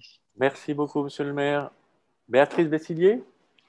Oui, très rapidement. Eh bien, monsieur le maire, madame la maire, mesdames, messieurs, merci à toutes et tous. À mon tour de vous dire que c'est vraiment très important de vous entendre aujourd'hui, mais dans les semaines et mois qui viennent, pour qu'effectivement, on réussisse ensemble ce projet, qu'on l'améliore et qu'on travaille sur sa meilleure insertion possible. J'en profite pour dire deux mots à Madame Sophie Grandlion sur le doublon, puisqu'elle regrettait qu'on n'ait pas répondu. Je redis que c'est une ligne en nord-sud, alors que le doublon dont vous parlez, T3, est en est-ouest, et que sur la liaison au 7 chemin, il y a une autre ligne qui est à l'étude, qui s'appelle la ligne centre-est, qui sera une ligne de bus pour laquelle on aura une concertation à l'automne et qui effectivement ira au 7 chemin. Et dans une temporalité un peu plus lointaine, on prolongera sans doute la ligne T9 vers le sud aussi, sur la rue de la Poudrette, mais c'est un projet dont on parlera un peu plus tard.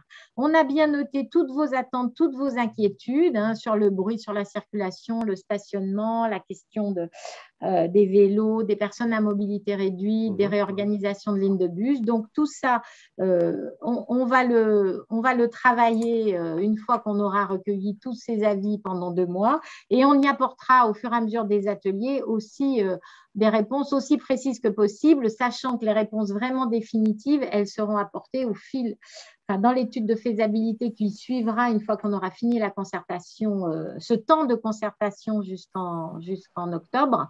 On aura une concertation au cours de l'année 2022 pour rentrer plus dans le détail du projet. Donc, on y répondra aussi une fois qu'on aura recueilli toutes ces interrogations et tous ces questionnements. Donc, je vous dis à mon tour, parlez autour de vous de tout notre dispositif de concertation pour qu'il soit le plus partagé possible et qu'on recueille le plus d'avis possible. Voilà, merci à tous. Merci beaucoup, madame. Bonne soirée.